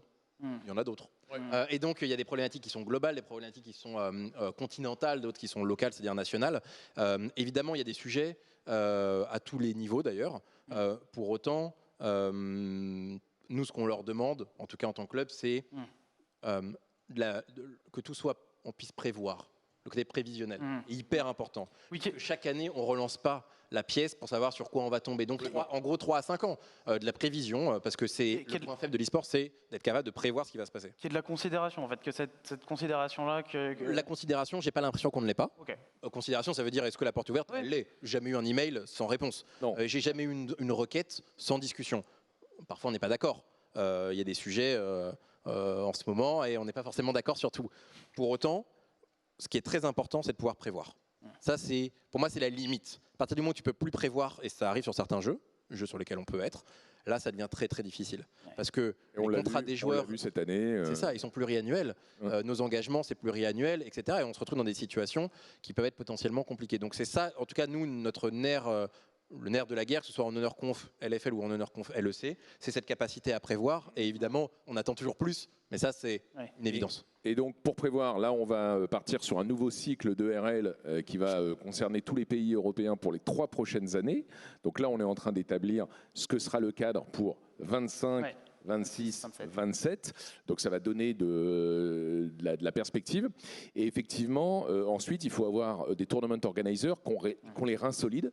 Parce que là aussi, on a vu des équipes tomber, mais on a vu des tournament organizers tomber, abandonner des ligues dans lesquelles des clubs avaient investi, dans lesquelles des joueurs s'étaient engagés.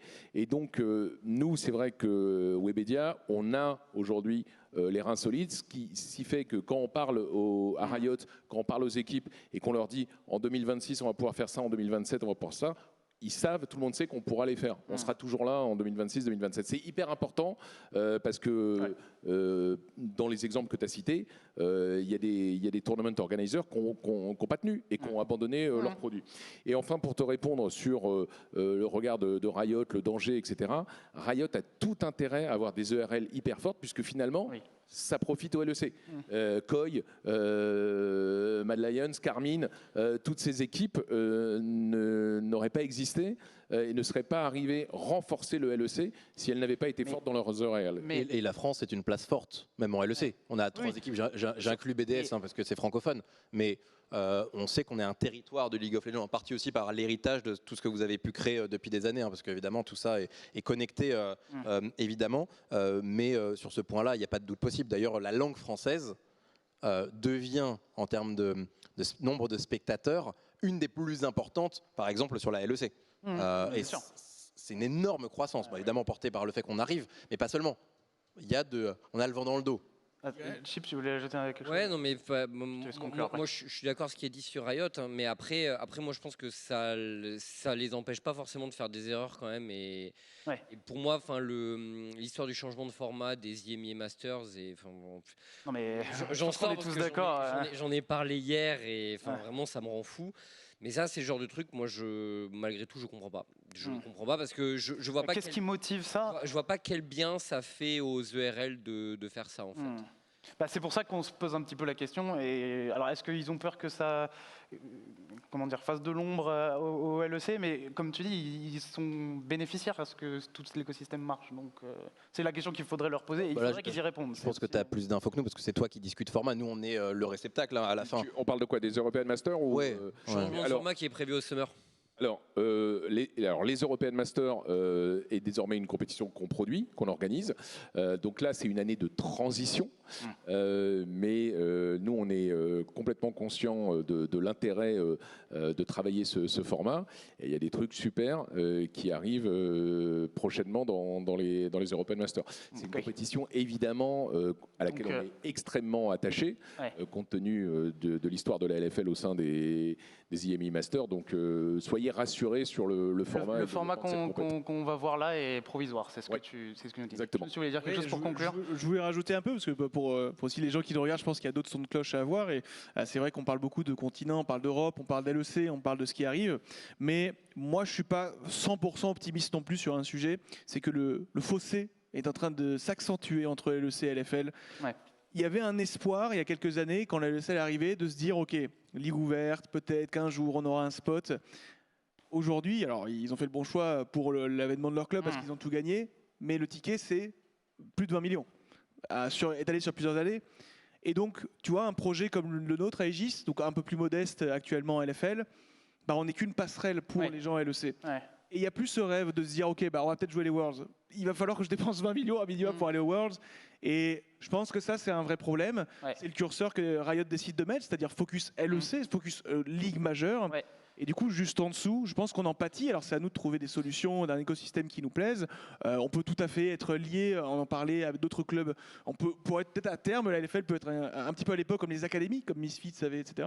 Ouais. Mais aujourd'hui, c'est vrai que il manque un peu ce côté shiny de ok, je peux peut-être un jour avoir les Worlds. Non, bah au mieux, je suis champion de la LFL et au mieux, je suis champion d'Europe, mais c'est pas vraiment les championnats d'Europe. Et surtout quand tu dévalorises en plus les EMEA Masters en les faisant jouer sur une semaine. Et... C'est difficile quand tu expliques aux partenaires, bah voilà, nous on est en championnat d'Europe cette annie et qui run la LEC, ils sont alors du coup vous êtes qui alors non, parce qu'en fait il y a 10 autres clubs qui sont au-dessus de nous et on pourra jamais trop y aller. Donc il y a un peu ce côté technique de voilà, ligue ouverte, ligue fermée, c'est pas le débat, mais je trouve que de plus en plus, on a l'habitude. Il y avait genre un espace, il y avait un muret, et là il y a un canyon entre le LEC et le LFL. Bien ou pas bien, je ne sais pas, mais en tout cas, c'est ce que je constate aujourd'hui pour un club comme nous. Non mais c'est clair, mais c'est aussi pour ça qu'il faut que les EMEA Masters soient vraiment une belle compétition. C'est important que la finale soit offline, comme il y a eu l'année dernière. En fait, il faut que... Elle sera offline. Elle sera offline, c'est déjà le cas. Mais... C'est vrai que c'est prévu, mais il y a vraiment ce côté où, en fait, il ne faut pas que Riot laisse tomber ou fasse des mauvais règlements sur ce produit, parce qu'en fait, c'est le boss de fin des ERL. Et si les équipes et les joueurs ne peuvent pas rêver à ça, pareil pour les spectateurs, bah en fait ça tombe un peu à plat. Enfin, c'est tout ce truc-là, tout le tiers 2 en fait, européen qui perd du sens. En fait. Oui, c'est un discours qu'on défend aussi en Honor Conférence LEC. Hein, pour le coup, les équipes de LEC qui ont des rosters en ERL souhaitent ça. C'est-à-dire qu'il n'y a pas de lutte ou de volonté.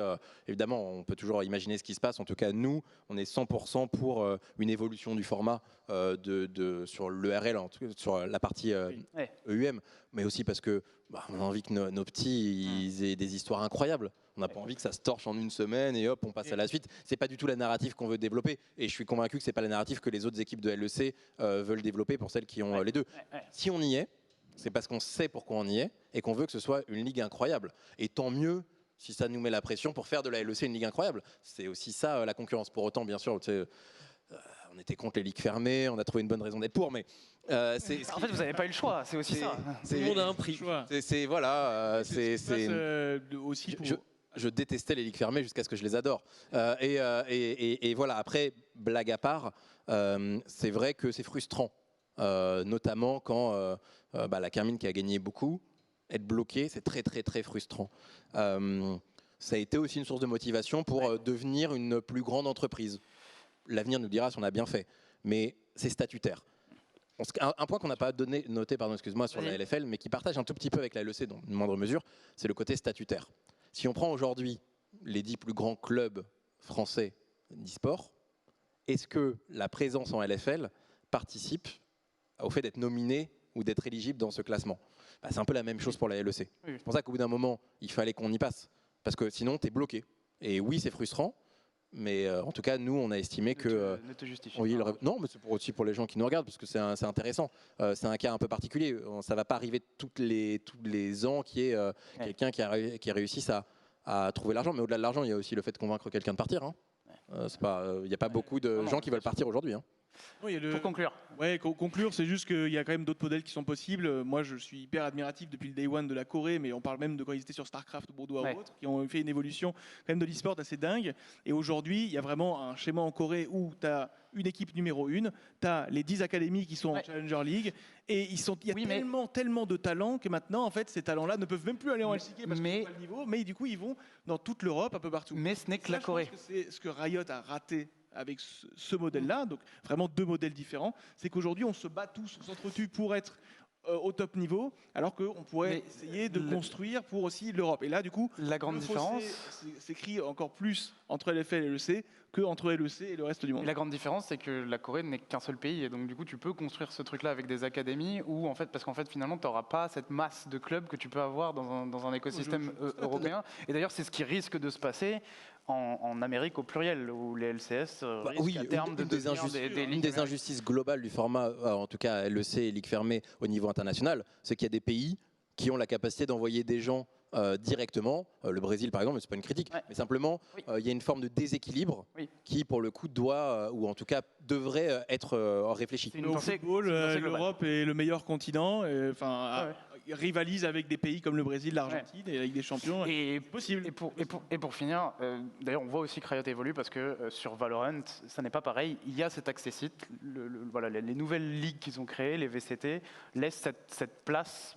Et Gentlemate, c'est le bon exemple. Tu peux monter et tu peux rester derrière. Et du coup, ça fait cette carotte-là, elle existe. Question à laquelle j'ai pas de réponse. Est-ce que ça fait, donc Gentlemate est un ovni évidemment, de la Ligue française de Valorant quelque chose de supérieur à la Ligue française de League of Legends? Bah, Je sais pas, parce qu'après, on peut question. très bien Et le puis dire. ensuite, il y a aussi le Pour point, est-ce que le fait que 9 équipes restent en LFL veut dire qu'on a une ligue fermée, ouverte, semi-fermée? Voilà, il y a plein de discussions aussi qu'on peut avoir quand on est une équipe de Div 2 et de point de vue là-dessus. Et puis la montée est temporaire. Maintenant, je suis curieux de voir ce qui va se passer, notamment avec Gentlemate qui fait briller aussi Valorant à ce niveau-là. Donc, à voir. De toute façon, c'est ce que tu disais, Chips, ces tâtonnements-là sont permanents. En plus, on a parlé des ligues fermées, c'était contractuel. On l'a fait. C'est une bonne transition pour peut-être la prochaine émission. On aurait pu, ceci dit.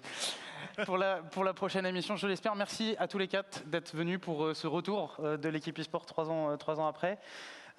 Écoutez, bonne chance pour la LFL qui démarre demain à tout le monde. Et puis, On reviendra avant, dans 3 ans. j'espère que l'émission reviendra avant 3 ans. Sinon, il sera encore en négociation pour 2028. Bah, oui. 2030, On pourra refaire cette émission-là 3 ans après. Vidéo d'intro, de reprise qui va être balancée demain, qui est extraordinaire. Franchement, il y a une super vidéo de reprise, donc surveillez Bah, les réseaux écoute, de la LFL. Surveillez Demain, avant le les lancement du réseaux. broadcast sur OTP. Et je vais aussi en profiter pour faire, nous, notre article de début de LFL. C'est une longue interview avec Minter. Donc ça te concerne, sur sa situation en Ukraine notamment. Très belle histoire, je vous invite à suivre et à le soutenir, parce que c'est pas simple. J'espère qu'il y a plein de choses qui sont racontées sur notamment comment il arrive à s'entraîner tout en allant dans des cybercafés, dans des moments où il n'y a plus rien. C'est un garçon extraordinaire et son histoire mérite d'être connue. Et il faut aussi qu'on arrive à trouver des solutions pour que ce jeune homme très talentueux puisse éventuellement monter un jour. Tu vends l'interview presque mieux que moi. Merci encore à tous les 4. Merci au CIC d'avoir été partenaire de cet événement dans le cadre des CIC eSport Day. Merci à la régie, à l'eSpot, à Corentin Parbeau qui m'a aidé dans la rédaction de cette émission, à l'équipe bien sûr. Et puis écoutez, à très vite j'espère pour une autre édition de l'équipe eSport. Pour l'instant, il n'y a que celle-là, mais j'espère qu'il y en aura d'autres assez rapidement. Merci beaucoup et à très bientôt. Bonne soirée à tout le monde.